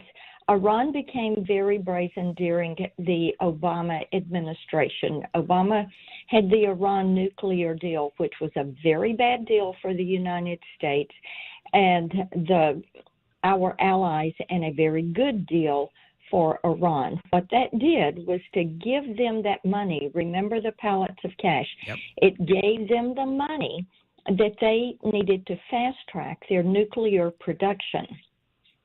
They were not supposed to enhance that uranium, enrich that uranium past a grade 4 civil usage, which is nuclear power. What we have found out is they have been up at the 80%. There are some particles that were found in Iran around this plant that they were enhancing well above that, and were shortening that time frame necessary to make a nuclear warhead. We know those warheads would be aimed at Israel and likely at our interest and allies in the region and at us. And we know that Iran is the world's largest state sponsor of terrorism. President Trump comes in. What is one of the first things that he does? He puts sanctions on Iranian oil, and they are not able to sell that on the global marketplace. So they lose that revenue stream. And then they only made about $12 billion a year selling their oil. They were broke. The proxies, the Houthis, Hezbollah, Hamas, ISIS, the IRGC, all of those are Iranian proxies. They do Iran's bidding. That's one of the reasons that the strike last weekend was significant. Now, you had all of those proxies, Hezbollah, Hamas, the Houthis. They were griping during the Trump time that they were broke because Iran was broke, because Iran is who funds them. Now, under Biden, the sanctions on the oil have been removed.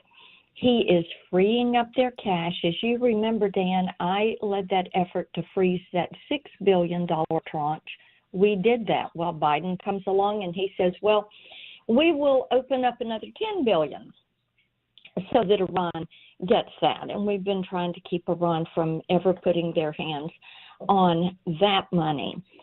So the proxies, the Houthis, Hezbollah, all these proxies have been getting about $100 million a year from Iran. Plus, Iran is training and equipping these proxies. And this is why the Houthis are so aggressive over in the Red Sea. I had a Tennessean the other week in a meeting said, I don't get this. I thought the Houthis were just untrained renegades. And I said, well, Iran has been training them. Yeah. So they're attacking commerce. Hezbollah is threatening Israel from the north. They're there in Lebanon. You have Hamas. We know what they have done. And the best thing that Israel can do for the Palestinian people is to get rid of Hamas. Hamas has been taking the food, the aid that is going in there. The people are not getting. The people are impoverished. We're concerned about people and these children because Hamas, all the fighters, take the medical equipment, the food. They have put their headquarters under the UNRWA headquarters, right. The UN agency. They've been pulling their electricity. That is why we got finally my bill on defunding UNRWA. We got bipartisan support on that because you cannot allow these terrorists to have access to funds that U.S. taxpayer dollars are paying for. Well, and unfortunately, Senator, that is exactly what Joe Biden has been doing with these waivers. I got to ask you to hold on. We've got a busy traffic day coming up. I'm going to ask you about, I know the banning of TikTok has been a very big deal for you and a lot of conservatives and some Democrats as well. I'm going to talk about that straight ahead, and also the defunding of NPR. Would like to ask you about that as well. 7:15. Time to check the roads.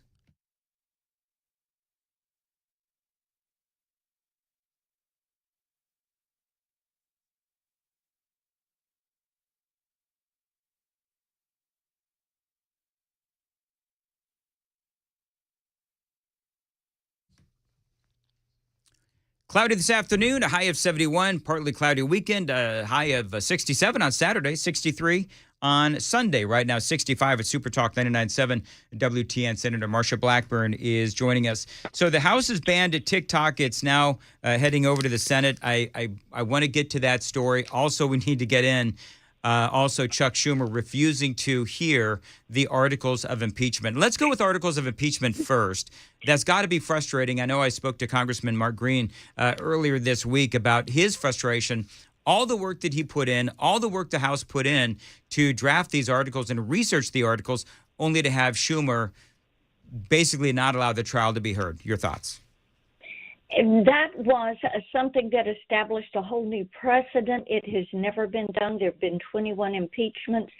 4 either died or resigned from office. And then you had 17 that came to the Senate. There was always a trial, always. Chuck Schumer does not want the American people to know what Mayorkas has done and to be aware of that border and the millions of people that have illegally come across that border. They don't want that responsibility.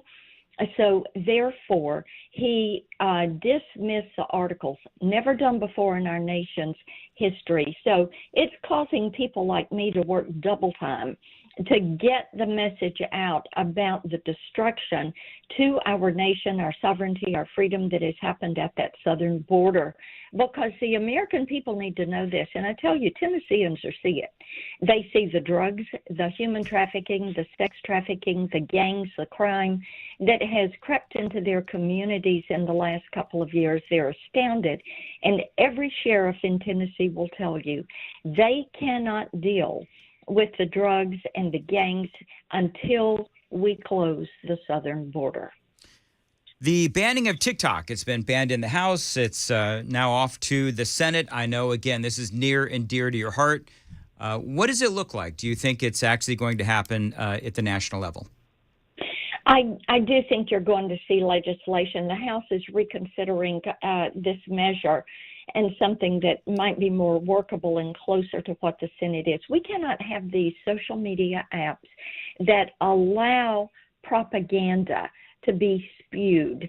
And when you look at what TikTok has done, the data is held offshore. They know who you are, where you are, the other apps that are on your phone, your relationships, they have so much information about you that when the House started looking at a ban, they contacted, when you went into your TikTok app, a prompt came up and it directed you to your member of Congress and then to your state senator. That is how they are capturing and utilizing the data on you. So parents who have their children on this, be aware. Yep, absolutely. TikTok is building a virtual you of your child, and they will be able to play mind games or influence your child. So parents, be very wary of this. Yeah, absolutely. It comes down to parenting. Last question for you. The defunding of NPR, there's been a lot of discussion about the bias at NPR, of course, this week. I say there's not only bias, but also very irresponsible journalism going on over there. Yet, they get a lot of money from taxpayers. You have floated the idea before of defunding NPR. Is this ever going to happen, Senator? I think that it will. What we all know is that NPR does get federal funding. In addition to that, all of your NPR stations are organized as a not-for-profit, a 501c3. In addition to that, many of them have foundations and endowments that allow them to move forward. Now, previously, what I'd done and what we're looking at is that we are going to what we should do is put them on a timeline so that within a decade they are functioning fully in this in their 501c3. Maybe keep their licensing held at the federal level. We're working through that. As you mentioned, I had worked on this previously back in 2011, 2012, and could not get support for it. And I have been pleased that I've already had someone from the House contact me and say, yes, I'm going to work on this in the House. It's Congresswoman Claudia Tenney out of New York. So we're looking at how to best approach this. I think you're going to see bipartisan support for this. This nation has stayed free by having respectful, robust, bipartisan debate. That is important to the process. And I always try to work in a bipartisan manner. And when you see an outlet like NPR that will not have the point and then the counterpoint on an issue, they only want one side of the issue. That is when Congress has to step in and say, no, you have to have that respectful bipartisan debate. You have to have the point and then the counterpoint in order for people to get the full story. All right, we'll leave it there. Senator Marsha Blackburn, thank you very much. I know that there's a lot going on and very much appreciate you phoning in here on Super Talk 99.7 WTN and Nashville's Morning News. Running a little late, coming up at 8:06, we're going to talk to Phil Williams from Channel 5. Looking forward to that. And coming up in the next segment, missives from the Members Nutrition Super Text line. That and a whole lot more straight ahead on Nashville's Morning News. I think we got some conspiracy theorists now that are starting to chime in on some of the polling. So I'm gonna address something that one person said, which is, "Hey Mandis, why is it that you're the only one talking about how the polling of Biden and Trump is getting closer? How come all the other hosts, Dan, are saying that Trump is still winning? What are you, soft on Biden? What's wrong with you?" We'll talk about that at 7:35. Super Talk 99.7 WTN. I love each and every one of you. I really do. So we've been talking about the Glock store and their great events that they have at the Glock store, most notably their incredible annual open house coming up fast. It is going to be on Saturday, June 1st. Make sure that you're saving the date. I'm going to be there. So will Chris and Matt. Now, they do all kinds of events at the Glock store, a great facility. And coming up this Saturday, tomorrow, the Davidson County Republican Party is holding their annual Shooting Stars fundraiser.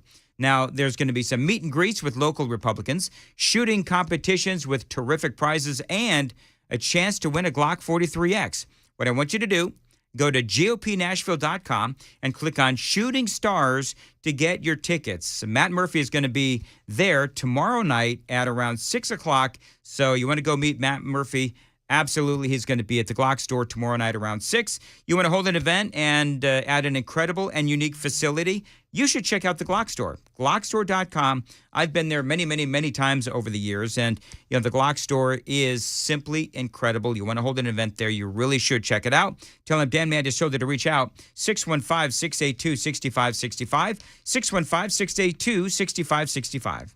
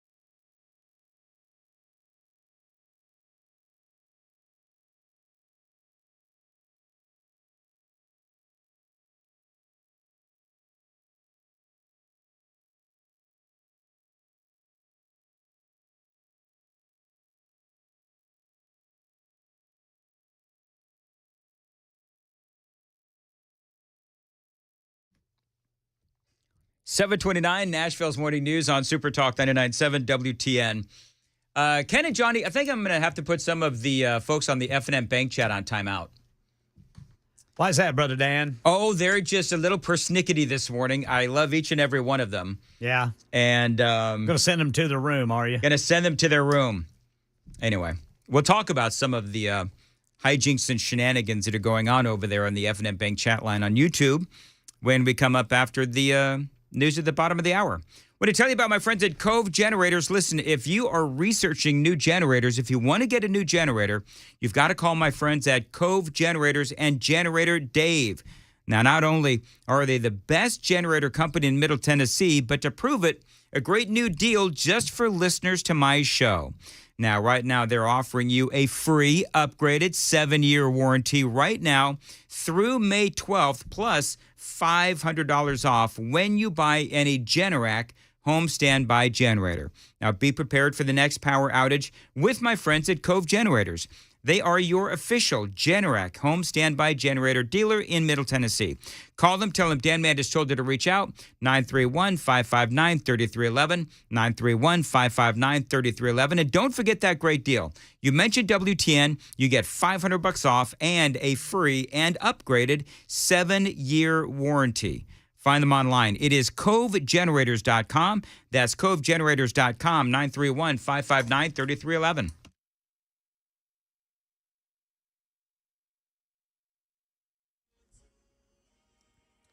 $7:30 on the dot. I'm Ken Weaver with your top stories. Got some sunshine out there. Yeah, the threat of rain, it's gone from Middle Tennessee. Full forecast and traffic in 5 minutes. Tennessee U.S. Senator Marsha Blackburn on WTN's Nashville's Morning News says it was Israel who sent missiles into Iran overnight. It is in an area where there is a nuclear plant. There is also a drone and weapons facility in that area. Now, Iran claims there's no damage or casualties. Overnight flights to Iran were suspended but have since resumed, and Iranian media soon switching to video showing business as usual near that nuclear facility. Syrian state media reporting Israel targeted its air defenses in the country's south. And here in Tennessee, House and Senate lawmakers approving a $52.8 billion spending plan. That includes nearly $1 billion in funding for a massive business tax cut, also a statewide school voucher program. There were Democrats who voted with Republicans on this spending plan. Meanwhile, as far as that voucher money goes, it'll only be used if there is a deal struck between House and Senate lawmakers on a voucher program. The Rutherford County School Board listening to parents concerned about a plan that would eliminate bus routes for families within a mile of school. Here's one parent speaking to Channel 4. The buses are more safer for them to be on, especially with the streets being as busy they are. The board voted to table the issue last night while they wait to see if families can figure out alternative ways to get their kids to school. And right now in New York City, a jury has been seated for the hush money trial of former President Trump. Here's Andrea Fujii. On the jury, 2 lawyers, a physical therapist, a security engineer, an investment banker, a man who works for an eyewear company. As for the jury foreman, he works in sales and said he gets his news from the New York Times and watches Fox News and MSNBC. And juror number 11. With the former president looking on, she told the court, "I don't like his persona. He is just very selfish and self-serving," but she pledged to be fair. 5 alternates still need to be chosen. Opening statements could start Monday. That's the latest news. Traffic and weather next. I'm Ken Weaver, WTN News. Thank you, Ken. 733 Super Talk 99.7 WTN. Mark Spain Real Estate. Opening up your home to showings means that strangers can open up anything in your home. Now, with Mark Spain Real Estate, you don't have to worry about getting around to spring cleaning. You can sell your home with a guaranteed offer from Mark Spain Real Estate and skip the cleaning and organizing necessary to sell your home. You can say goodbye to the stress that comes with a traditional home sale. With the guaranteed offer from Mark Spain Real Estate, you can receive an all-cash offer and close within days. There's no showings, no open houses, and no costly repairs. Mark Spain Real Estate makes selling your home stress-free. They've got over 11,000 5-star reviews. Mark Spain Real Estate is the most trusted and experienced real estate team in America. So spring into action and sell your home with confidence. Call them at 855-299-SOLD, 855-299-SOLD, or go to markspain.com and find out what your guaranteed offer will be. There is no obligation. That's markspain.com and start packing. What an absolute mess. Hey, it's Dan Mandis, and look at my closets.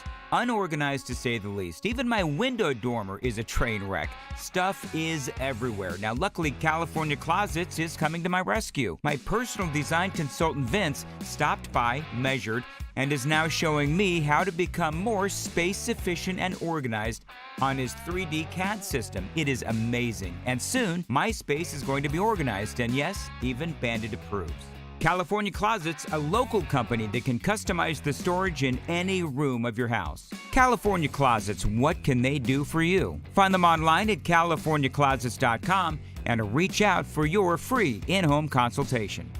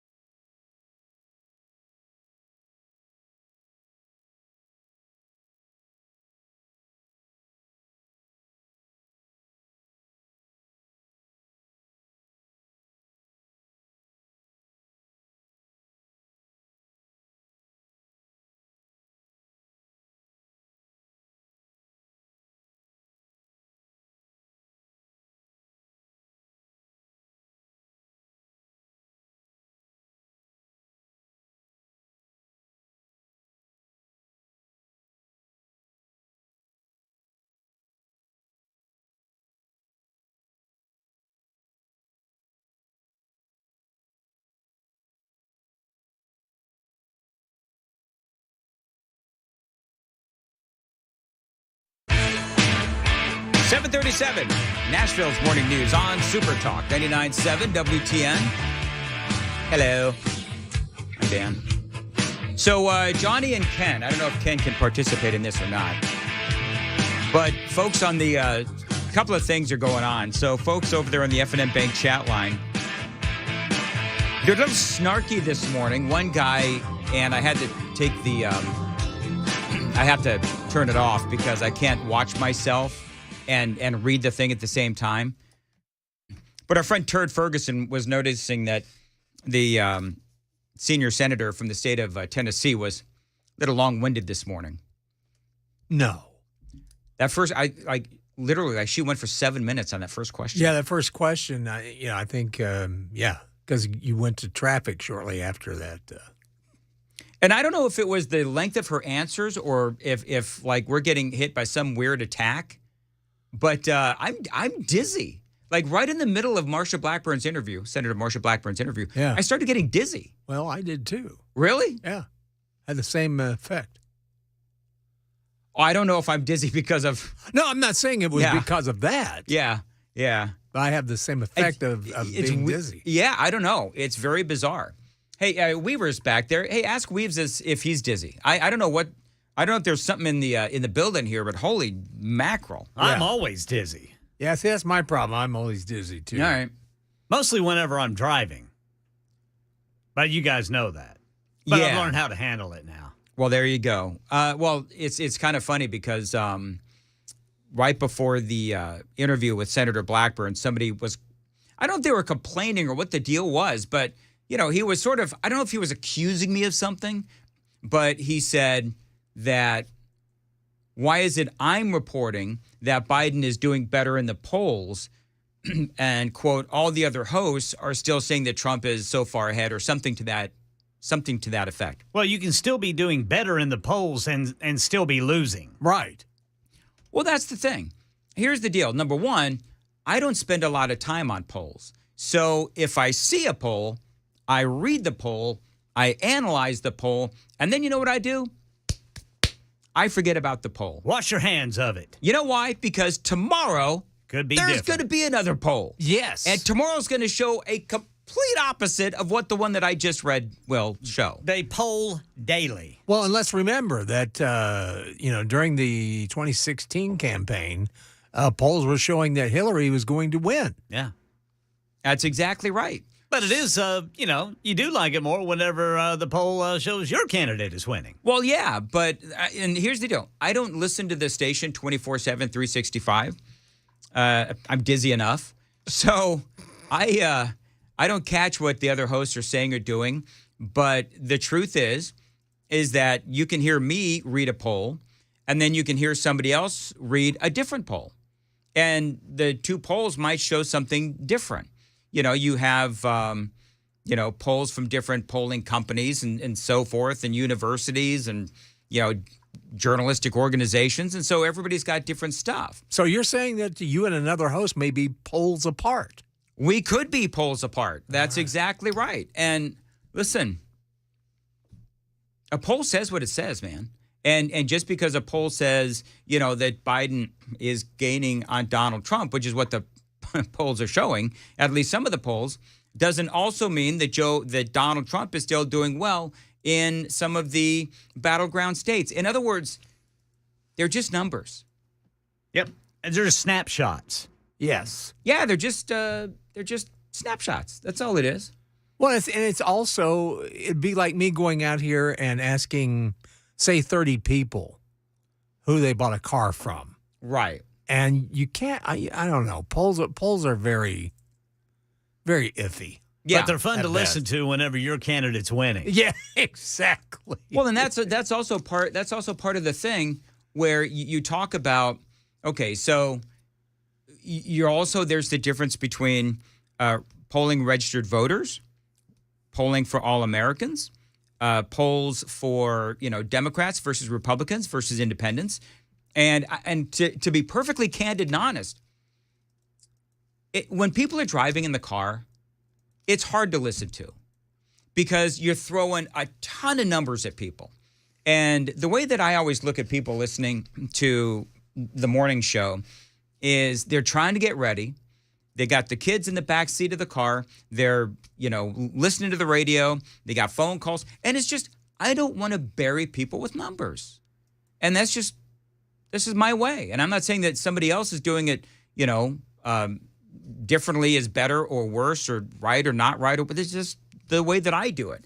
Because when I listen to somebody, giving all of these different numbers, it's hard to follow.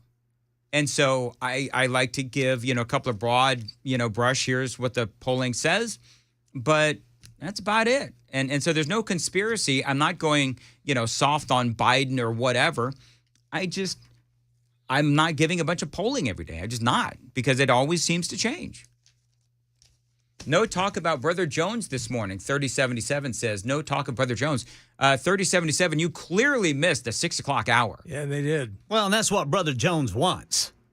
Exactly. That's what Brother Jones wants. Brother Jones wants us to talk about Brother Jones. He wants a camera, or he wants somebody talking about it. Do you think that when I talked about old Brother Jones in the 6 o'clock hour, and I'll bring it up again just because it is true that the audience changes. You think it would be a great idea to suggest that we turn the state legislature into a reality show? Because let's face it, they're as dysfunctional as the Kardashians.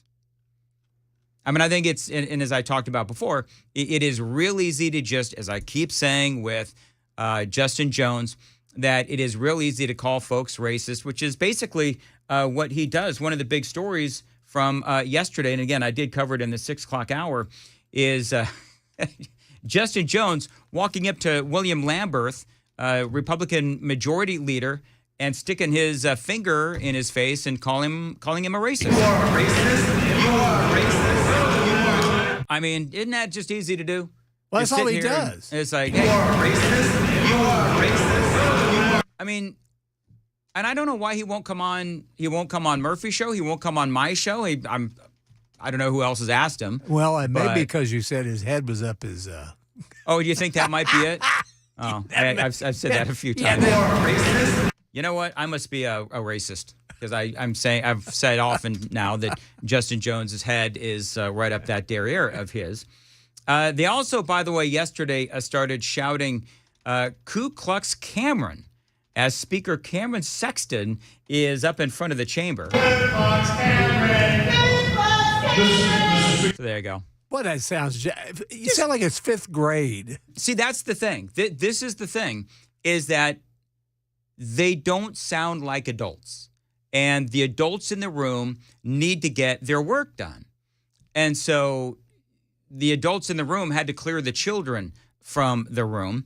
And that is exactly what Cameron Sexton did, Ku Klux Cameron. I mean, I understand that this is, the people's house. And the people have a right to be in there, and the people have a right to see, what is going on, and their lawmakers at work and so forth. But when they start doing this stuff,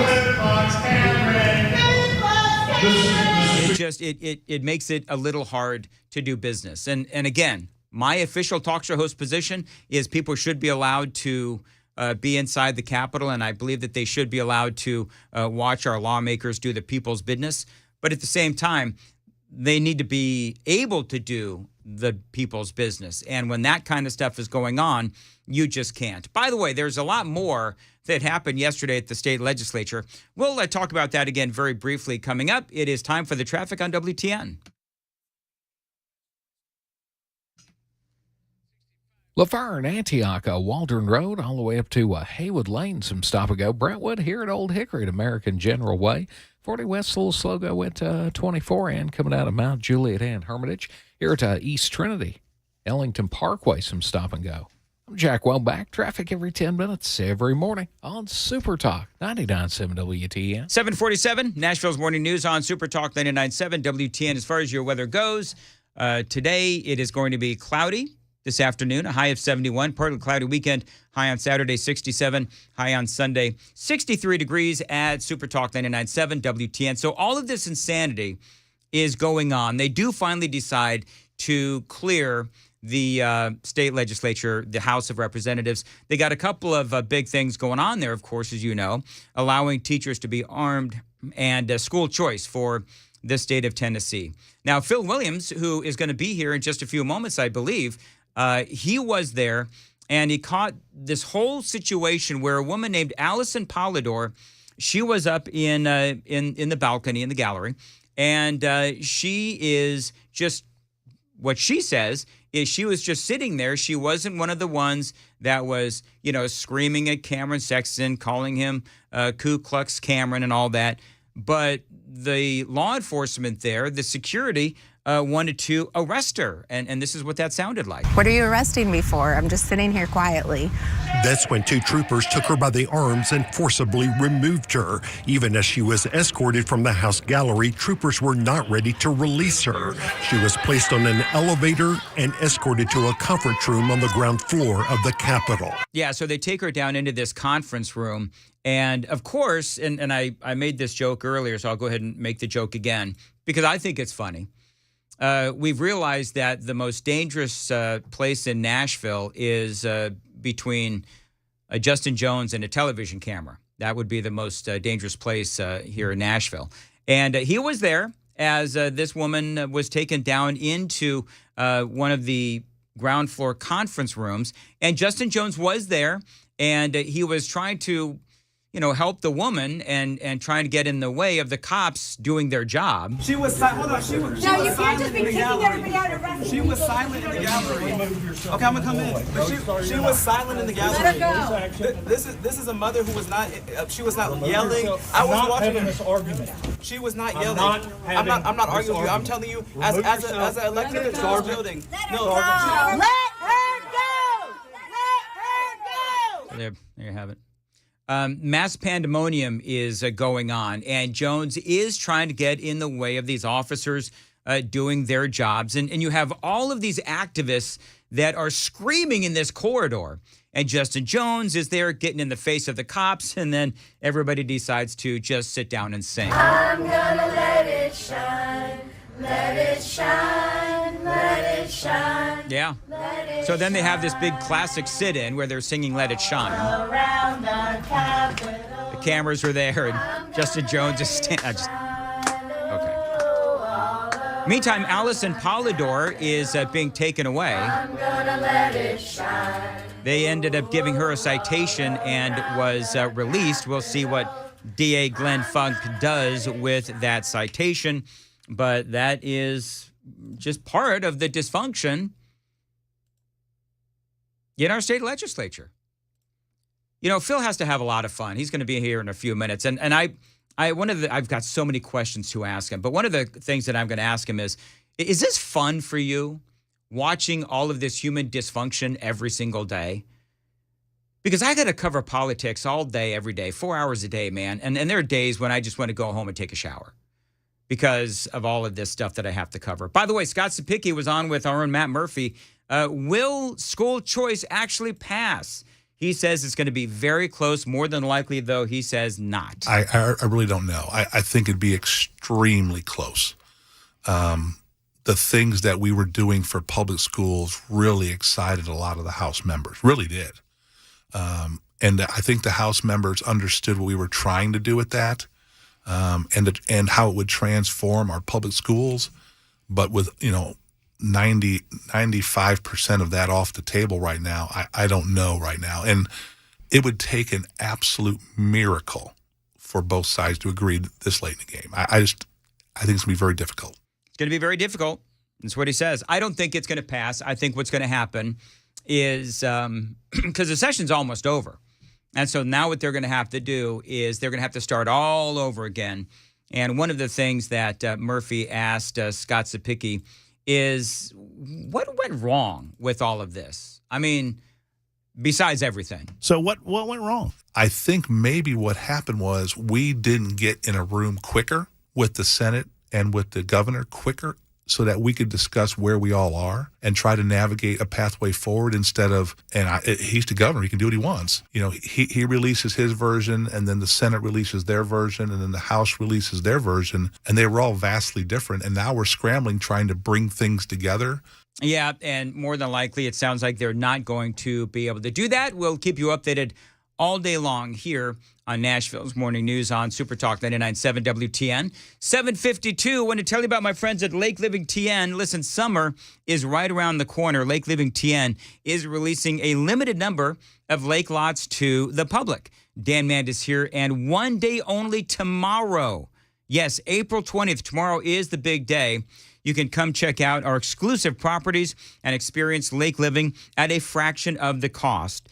Couple of examples for you. 2-acre wooded estate lots are starting at just $79,900. Lake cottage packages with a boat slip starting at just $349,900. Now, the amenities are incredible at Lake Living TN as well. From a brand new marina to 3.5 miles of shoreline, pickleball courts, swimming pools, coffee shops, and restaurants. Lake Living TN is the perfect place for vacation homes and retirees. Just over 20 minutes from Knoxville and a short drive to the Smoky Mountains. You can enjoy life on the water. Call to secure your private tour right now. Space is limited. It's all going to happen tomorrow. 865-408-9992. LakeLivingTN.com.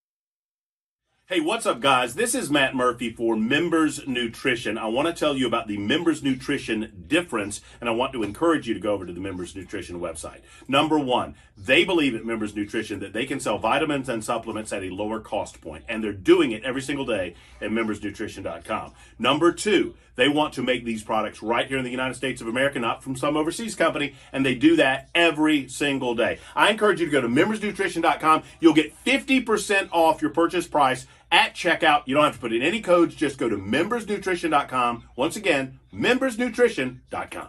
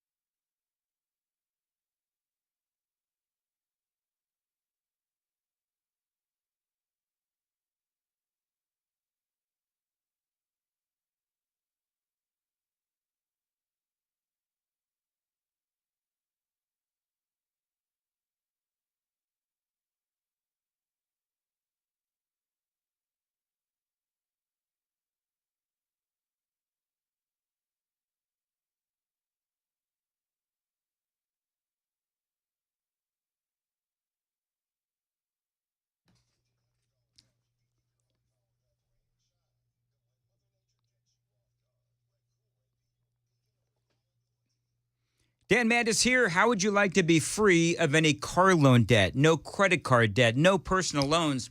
My friends at Loan Pronto can help you do just that with an Equity Express line of credit.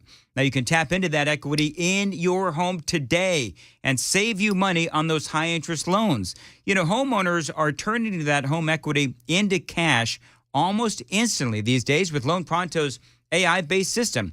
It only takes about 10 minutes, and it is really easy to do. There's no documentation, no appraisal, and no hassle, just a relief from those high-interest payments. So call them right now and get started, 615-499-5780, 615-499-5780. You can find them online. It is loanpronto.com, equal housing lender, NMLS 166-1781, subject to lender approval.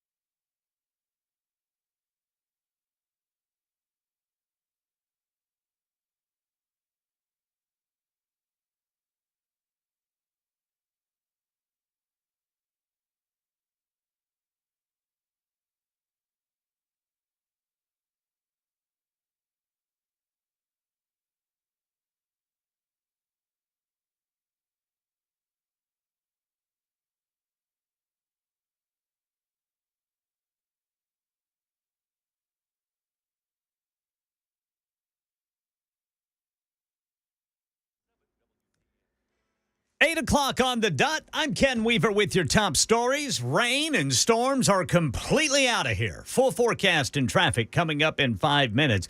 Right now in Smyrna, News 2 says there are a lot of police where a suspect is barricaded in a home. This is on the Clear Circle Drive area. Police are telling everyone avoid that area. Tennessee U.S. Senator Marsha Blackburn says Israel sent missiles into Iran overnight in what appears to be their response to that attack on Israel on Saturday.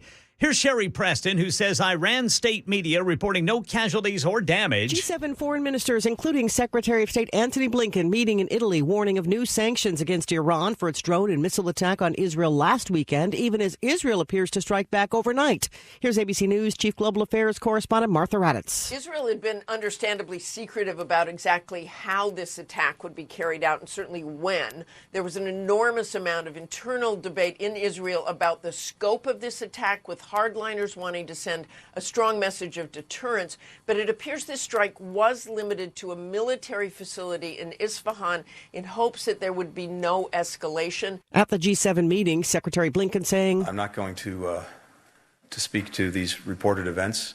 All I can say is that for our part and for the entire G7, our focus has been on de-escalation. Oil prices rose overnight after those missiles went into Iran.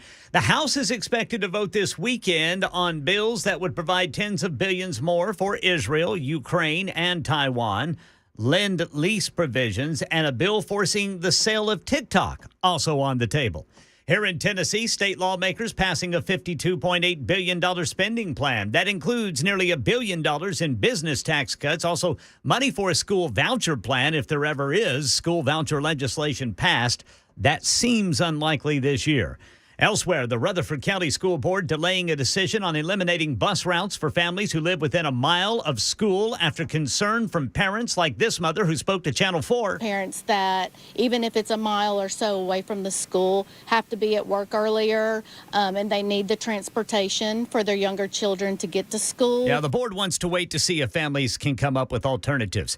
And the man known on TikTok as Mr. Injector 1 has posted a $140,000 bond and gone home.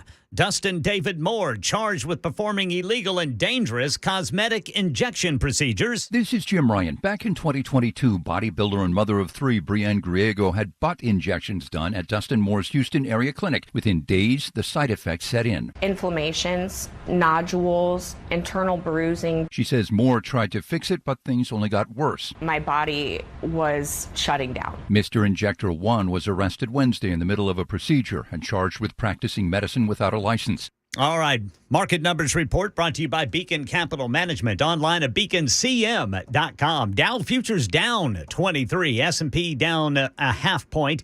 And NASDAQ futures down 24. That's the latest news. Traffic and weather next. I'm Ken Weaver, WTN News.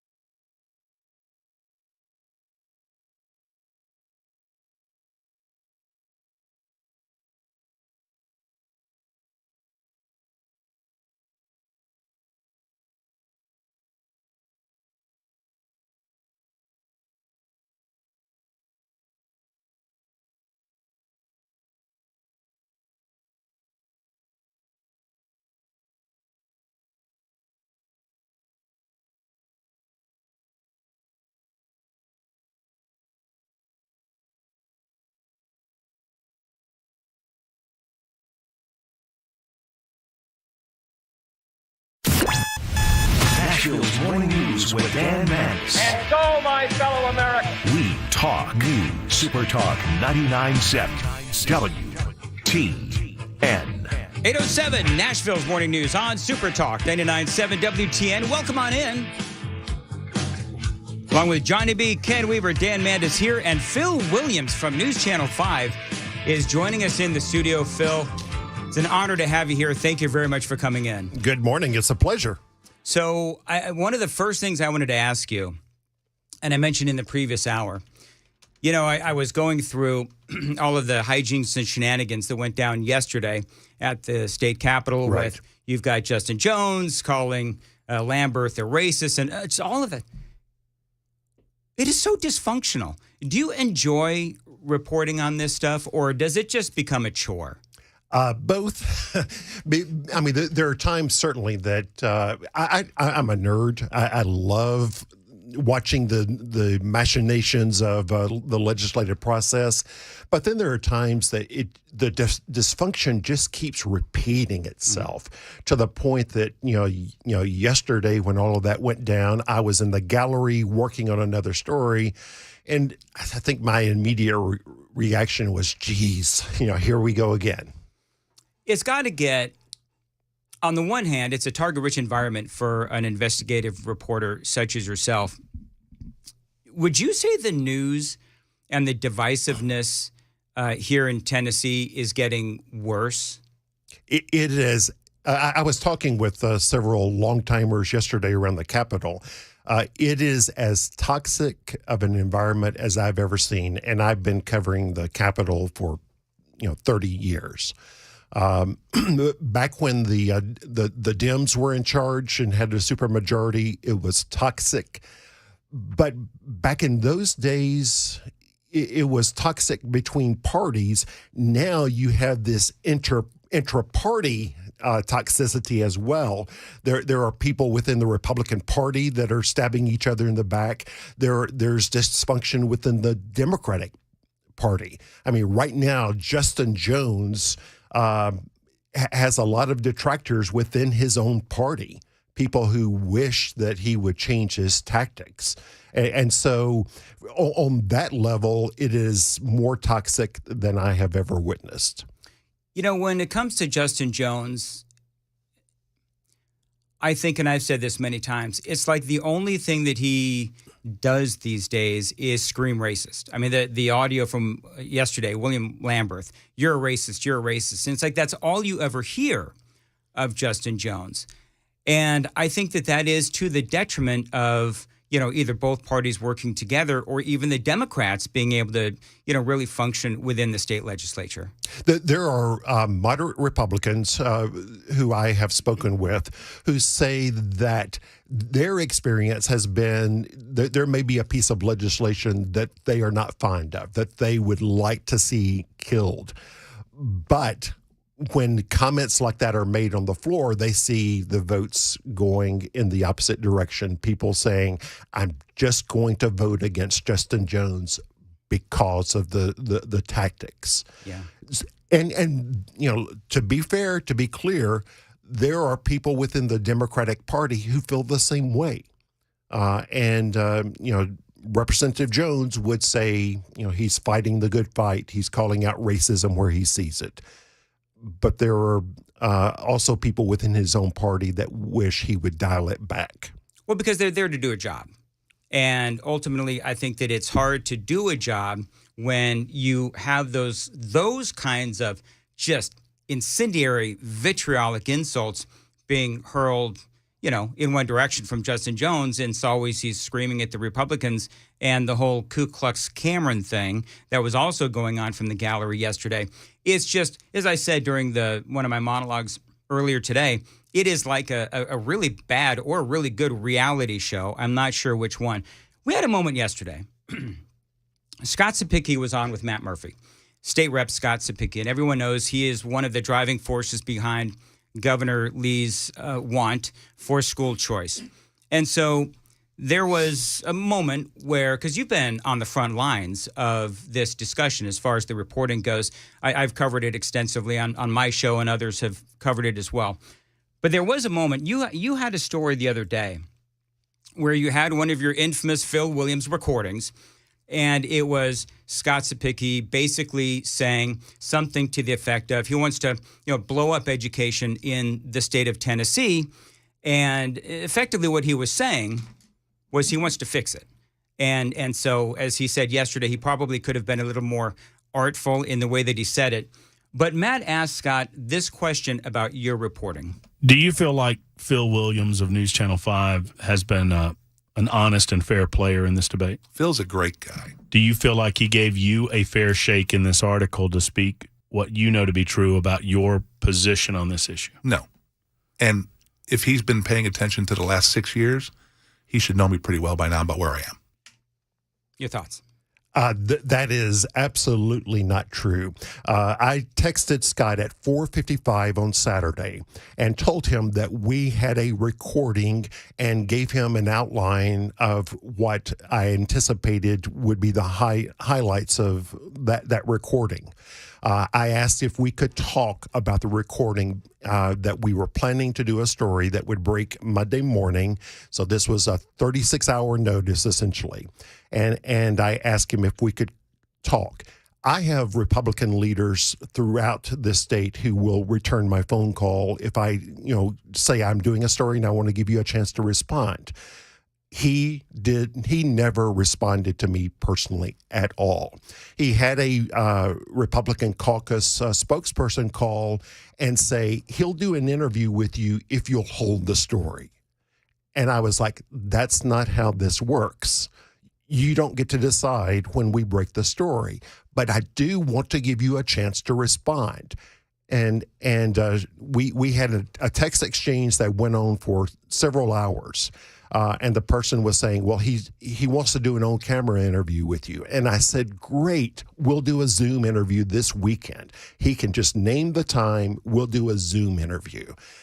They chose not to do that. I even texted and said, would he like to give us a statement, a written statement? I really want to get his side. So he had 36 hours notice. He could have responded in whatever form he chose.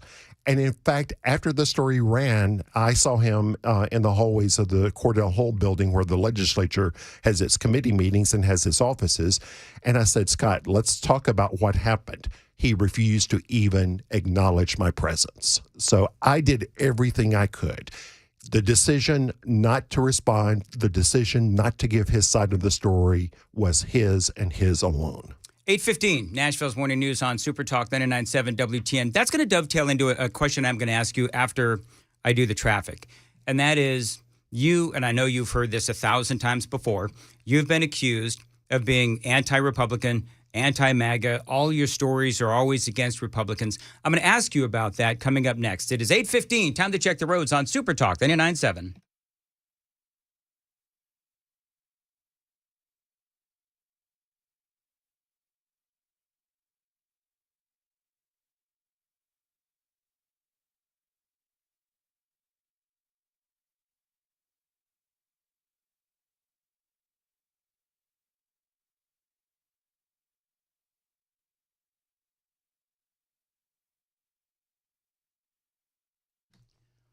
.15, Nashville's Morning News. As far as your weather today, your Friday, April 19th, cloudy this afternoon, a high of 71, partly cloudy Sunday, high on Saturday, 67, a high on Sunday, 63 degrees, and right now 69 at Super Talk 99.7 WTN News Channel 5's Phil Williams is joining me in studio. And just so folks know, I've been trying to get Phil in here for, 10 years. I think it's been a long time. So I very much appreciate you being here.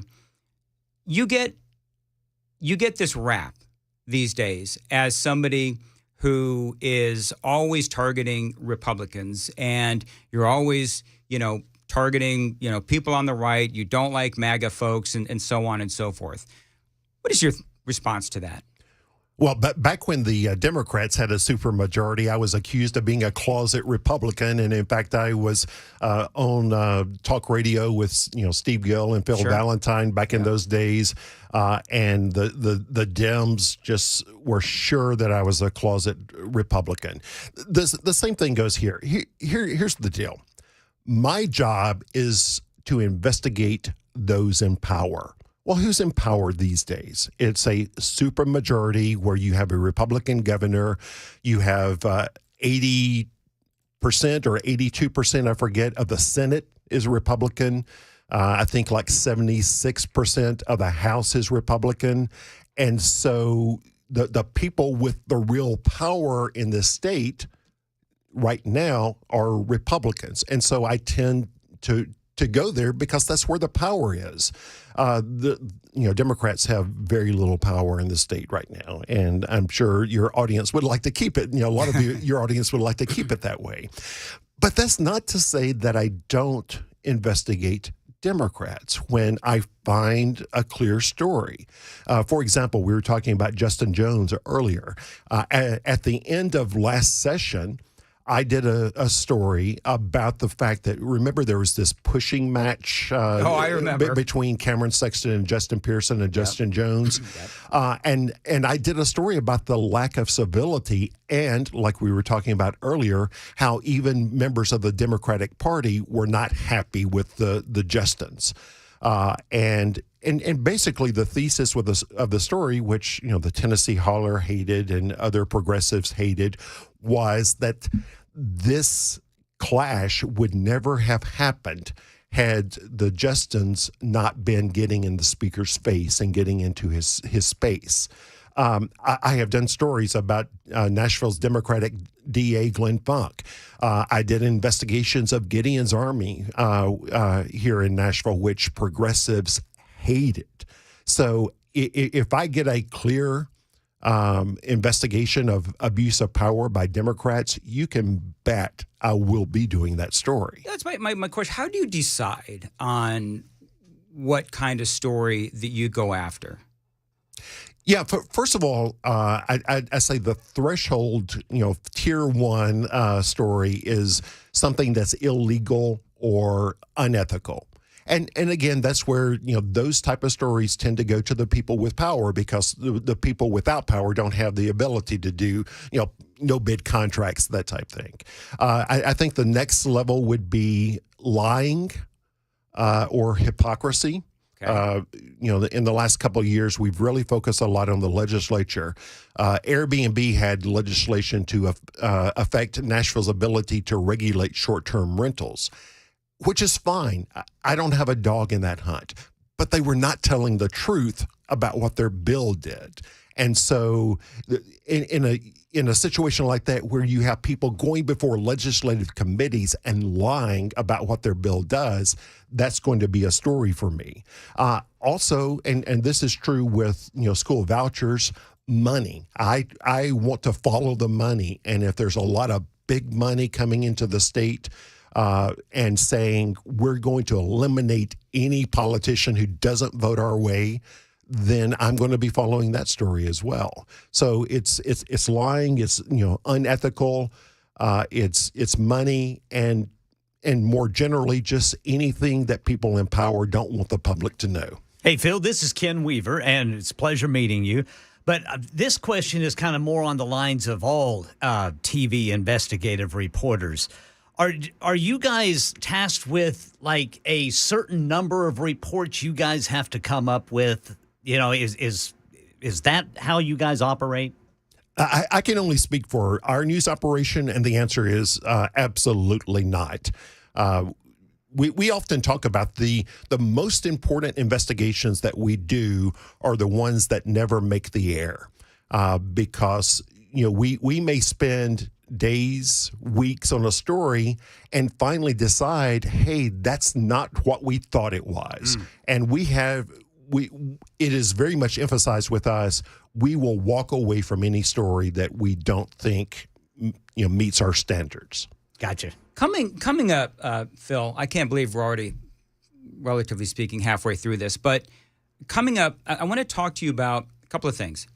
One, the emotional side of what you do, because you are dealing with people who are oftentimes the worst moment of their life. For example, former Mayor Megan Barry. When it comes to the city of Nashville, you were Sergeant Forrest's boss. Why did you not say at some point, if I'm going to have this relationship, he needs to be removed from my detail? Yeah, that was a mistake. That was a mistake. And you're also talking to someone who, I mean, her political career, her marriage, things are just clearly, obviously, not going well for Megan Barry. Right. And I want to find out from you the emotional side, the human side of what you do. All of that and a whole lot more straight ahead. 8:22 on Nashville's Morning News on Super Talk 99.7. Ken Weaver was coming up in the news at 8:30. Well, right now we are following some breaking local news. There is a heavy police presence in Smyrna where News 2 is reporting there is a barricaded suspect. This is in the Clear Circle Drive area, and police are telling people to stay out of that area. Also, the music industry mourning the passing of Christian vocalist Mandis, and it is confirmed Israel did send the missiles into central Iran overnight. Several sources, including Tennessee U.S. Senator Marsha Blackburn. Now we're waiting for the response coming up at 8:30 on Super Talk 99.7 WTN.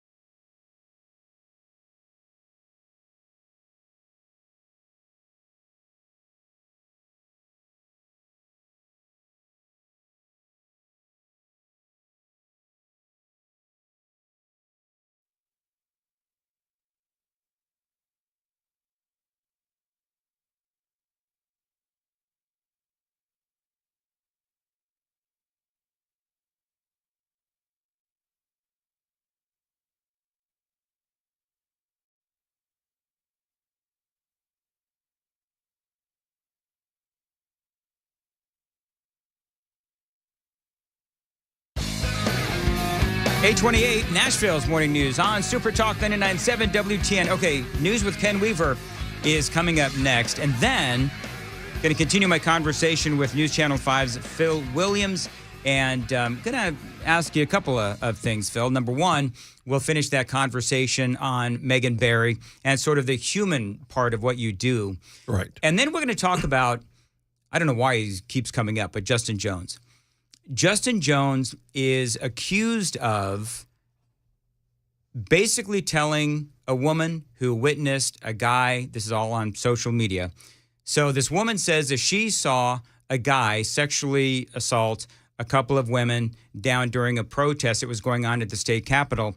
Justin Jones is accused of telling that woman, don't say anything because that will overshadow what we're doing here, which is protesting the bust of Nathan Bedford Forrest at the state capitol. So that is a very big conversation on social media. It's come up here on WTN a time or two. Going to ask you about that as far as what is that story missing that you don't want to do that investigation. So we're going to talk about that and a whole lot more straight ahead. It is 8:29 on Super Talk 99.7 WTN.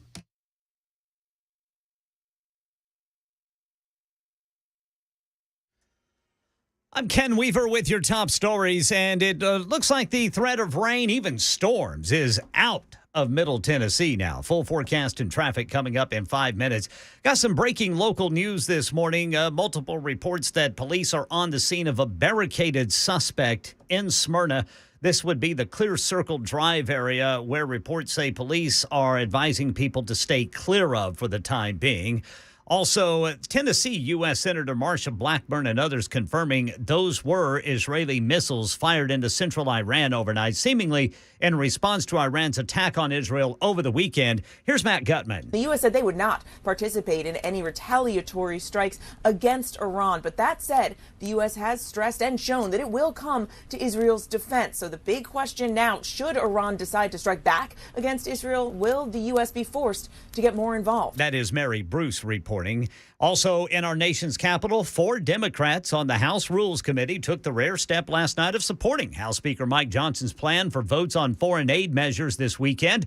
The bills would provide tens of billions of dollars for Israel, Ukraine, and Taiwan, as well as what could lead to a ban on TikTok in this country. And in entertainment news, fans are mourning the passing of Christian vocalist Mandisa. Christian media outlet K-Love, the first to report the Fisk Jubilee singer and American Idol finalist, died at her Nashville home yesterday. She was 47 years old. Market Numbers report. Market Numbers brought to you by Beacon Capital Management. Online at beaconcm.com. We're a couple of minutes into the brand new trading day. We've been up and down so far in futures this morning. And let's see where we're at early on. Right now, the Dow is up 41. The S&P is flat. The NASDAQ is down 63. That's the latest news. Traffic and weather next. I'm Ken Weaver, WTN News.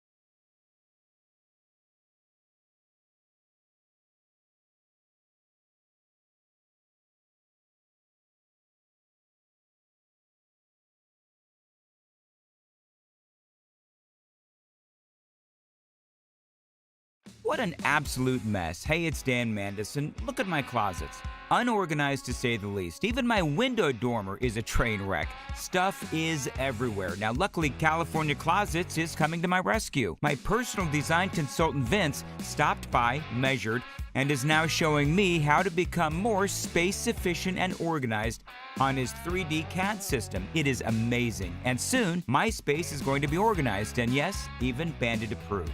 California Closets, a local company that can customize the storage in any room of your house. California Closets, what can they do for you? Find them online at californiaclosets.com and reach out for your free in-home consultation.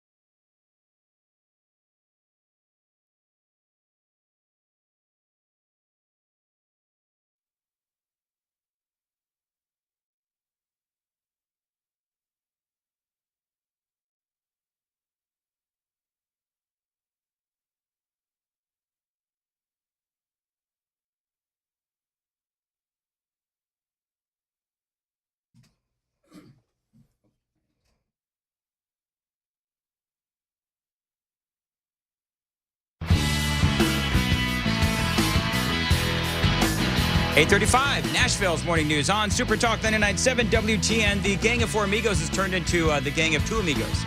Phil Williams joining me here, News Channel 5's Phil Williams joining me here on Nashville's morning news. Dan Mandis. So we're talking about Justin Jones and this story on social media. A woman named, I think her name is Janisha Harris, posted on Facebook that Justin Jones saw a homeless man sexually assault two women who were down at the Capitol protesting the bust of Nathan Bedford Forrest inside the Capitol. Two different assaults. One guy, several witnesses, including Jones, apparently. Now, this woman, Janisha Harris, she claims that Jones told her not to report it because that incident would overpower the advocacy of what was going on regarding the bust of Nathan Bedford Forrest. Now, the question is, number one, do you know about the story? And number two, is that the kind of story that you would investigate? And if that answer is no, why not? Absolutely. I do know about the story. I did know about the story when it was posted. And, one of your colleagues has said, Justin Jones has been credibly accused. Here's why I don't buy into that. Number one, the person who made that comment, I attempted to reach her. She never responded. And so all anyone has, as far as I know, is this social media post. Now, the other thing is, at the bottom of her post, she mentions that she is out of town. So she did not personally witness this. This is secondhand or third-hand reporting on her part. She was not there. She is not a witness. And in her post, she mentions that there were multiple other people who were there and who were witnesses. So, number one, she's not a firsthand witness. So, in my mind, that's not enough to accuse someone of covering up a sexual assault. Number two, there were other people there who could have, other adults who could have called the police. And apparently did not. And the third thing is she mentions in that post that she actually doesn't trust the police. Right. And in talking, again, second and third hand, as I tried to figure out what was going on with this story, one person told me that they really, this is a group that doesn't believe in involving the police if possible. And so they wanted to do something, and it's a term related to restorative justice. It was a different term that was given to me. But basically, they wanted to sit down as a first step with the perpetrator and tell him about the harm that he had caused and kind of reach a resolution. Again, in my mind, that's not a group of people that was just dying to call the police. Again, if someone were to go on the record and someone with firsthand knowledge, yes, I would do that story if he indeed did cover up a sexual assault. We just don't know enough right now. We don't have solid enough evidence. All we have is a social media post by someone who was not there. Has anybody asked Justin Jones about this? Like, I know that there's been some people poking him on social media. I mean, is that the kind of thing where it would be appropriate for you to ask him? I did ask him, and because this deals with someone with whom he was involved in a relationship, he chose not to comment. But I am not going to go on the air with a story without some solid evidence. And right now, if we're being honest, there is not solid evidence. There is a Facebook post by someone who wasn't there, and that's all we have. If there were people there were several witnesses. So if somebody did come forward, that would at the very least give you the opportunity to find a trail.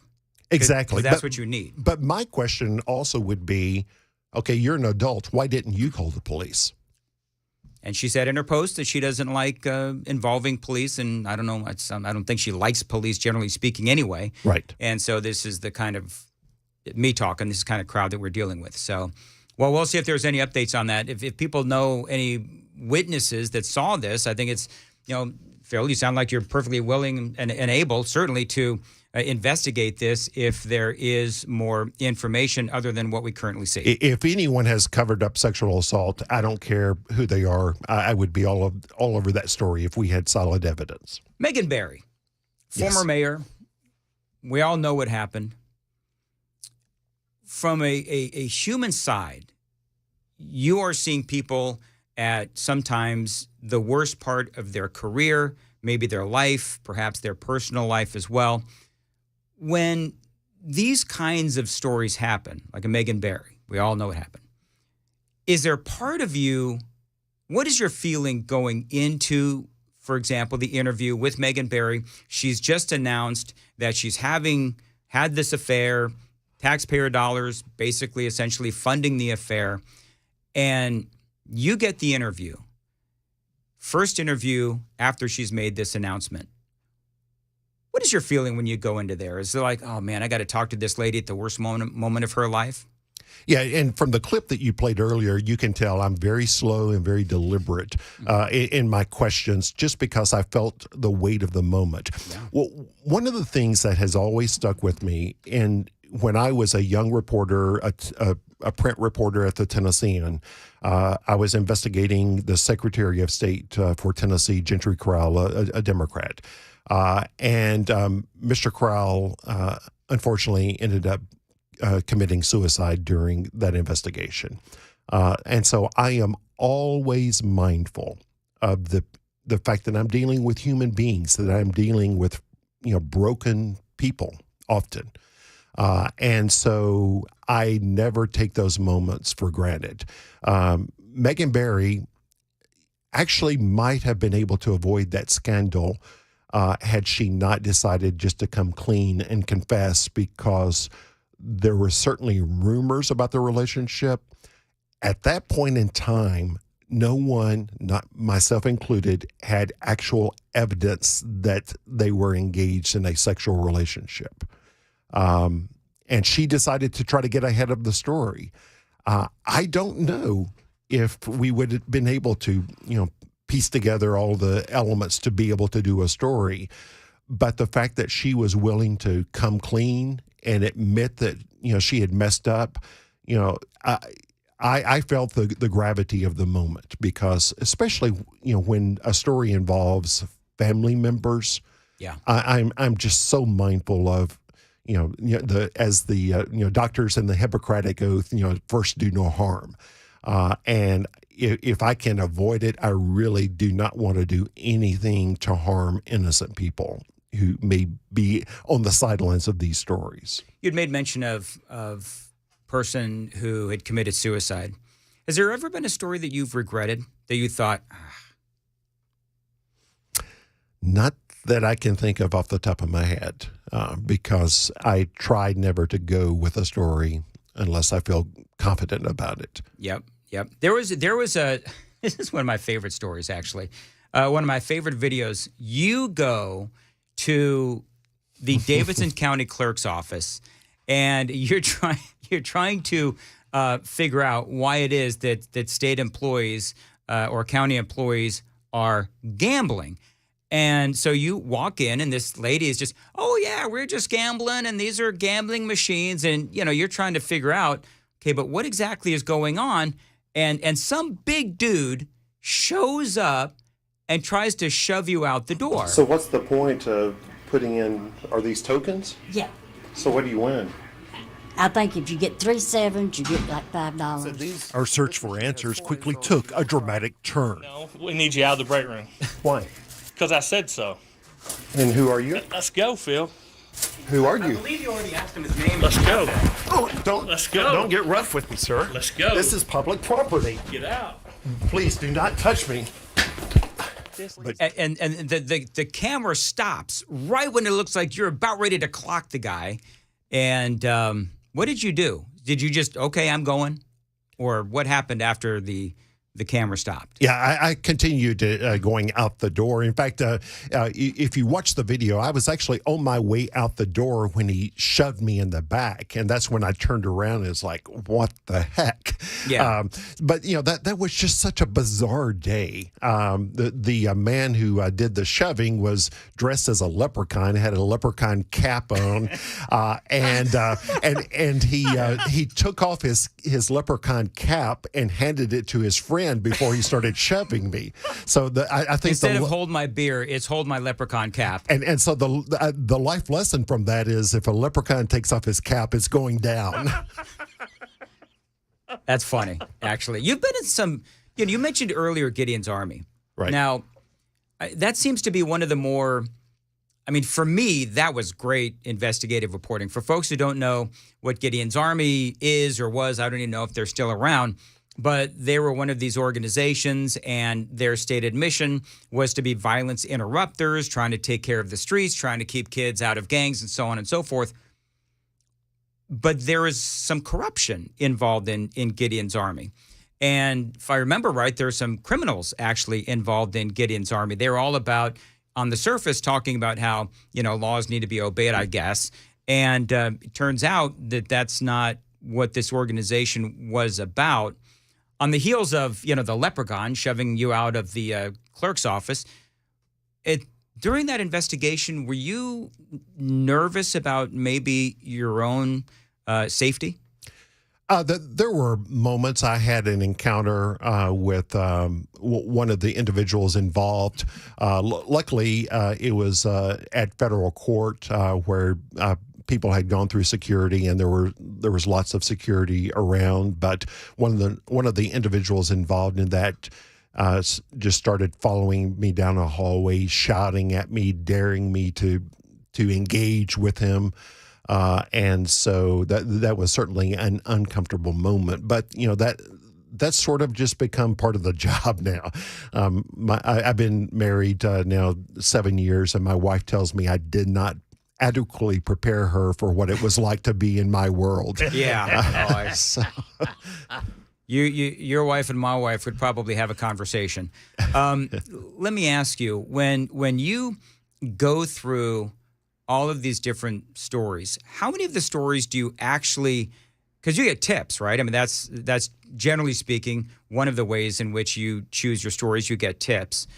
And then the process of figuring out, if you want to pursue a story or not. How many stories are left on the table? Well, I never quite walk away from a story until I'm absolutely convinced there's nothing to it. I have, and immediately comes to mind, one story that I've been working on now for probably 4 or 5 years, and I still have the box of records in my office because I'm very close to connecting the dots, but not quite. And it would involve high-level corruption. And, I would say probably half of the stuff I work on doesn't turn into stories just because we cannot connect every single dot to be able to confidently go on the air and accuse someone of, breaking the law or doing something unethical. Has there ever been a time where you wanted to go with a story and, I don't know, the editors or whoever it is says, no, we don't have enough? What are the safeguards? Well, it's a collaborative process. I mean, I'm always talking with, my colleagues, my supervisor about, where we are on various investigations. And then, like with, most, major media corporations, we have, corporate counsel that, if there's any question, we'll consult with. And so we have lots of safeguards. But, number one is, based on my years of experience, I tend to know whether I've got it locked up or not. Okay. This has gone so fast. State of journalism today. You got into this, 35 years ago? Something like that. So, I don't want to count. Has journalism, this is a generic question, and a few folks that would accuse me of softballing, this is a softball. Has journalism changed a lot over the past 35, 40 years? I think the biggest issue that we're seeing is the fragmentation of the audience. And therefore, as a result, there are fewer journalists out there doing the job. An example that your audience will be familiar with is Gabrielle Henson. And that one became just an explosive story, but I almost missed it. Someone put me on to one element of it, and then as I started digging in, I found just all sorts of problems with her past, with some of her claims. But I think had I not gotten involved, she would be the mayor of Franklin today. But that story almost missed me. It almost missed everyone. How did you almost miss it? I'm curious. Like. Just it wasn't on your radar? It wasn't on my radar, and there's just not enough of me to investigate everything that I would like to investigate, and there's not enough of reporters on our team to investigate everything that we would like to investigate. All right, I've got one more, and I found this really fascinating, and that was Michael Shamblin. Now, for me, I was not around when that original story was going on. But this was, you had a very contentious relationship with the Shamblin family. And Michael Shamblin, Gwen Shamblin's son, reached out to you years after your original reporting on their church. 20 years ago, would you ever have imagined that you and I would be sitting down talking like this? Phil, 20 years ago, early on in Remnant, you were the devil. The devil. Oh, yes. You were Satan incarnate to the Remnant early on. And then you guys just reconnected. And I thought that was fascinating because obviously you were, as he said, the devil incarnate. Then his mom dies in that plane crash. And he reaches out to you and kind of basically realized that your reporting on the church was true, and it was actually something, as he looked back on, he realized that he was a little too harsh on you. And that's a good example of what we were talking about earlier with treating people as human beings. After his mother died, I sent him a little message of condolence, sorry to hear about your mother. And then later, after his dad died, I just acknowledged, his loss. And so that was how the door was opened, just treating him as a human being. And he came around and decided that I had been right and that he was ready to tell his story and he wanted to tell me his story. And so, but again, despite my reputation, I really do try to treat people as human beings, even if they've been the subject of investigations. I had lunch last week with a couple of people that I was involved with sending to prison. Wow. Because they are human beings, and I believe in redemption. I really do believe in redemption, and if someone has messed up and is willing to acknowledge it, I'm willing to be your friend. Favorite story ever? Oh, favorite story ever probably is our policing for profit investigation, civil asset forfeiture, where you had drug interdiction units in the Dixon area, stopping cars, mainly out-of-state vehicles, mainly people of color, taking cash just based on the suspicion that it was drug money, and hoping that the people, in some cases would not have the money to hire lawyers and come back and argue for their cash. That has resulted in some modest reforms in the legislature. My favorite story about that is there was a television drama on CBS called The Good Wife. And one night I was watching, and they had an episode about civil asset forfeiture. And the lead attorney or the lead character in the story is cross-examining this drug interdiction agent, and she's saying, you have 10 times as many stops on the money side of the interstate that you do on the drug side. You're not interested in stopping the drugs. You just want the money. And I was like, that is straight out of my investigation, because that was one of the points, 10 times as many stops. And so I reached out to CBS the next morning, and they said, yes, our investigation had been the genesis for that episode of The Good Wife. No kidding. So that was kind of cool. Thank you very much for coming in. Absolutely. And hopefully we haven't scared you away and you'll come back. Sounds good to me. All right, very good. You heard that. It's a commitment. All right, we're running way late. Chris Hand is next. Appreciate you listening to Super Talk 99.7 WTN.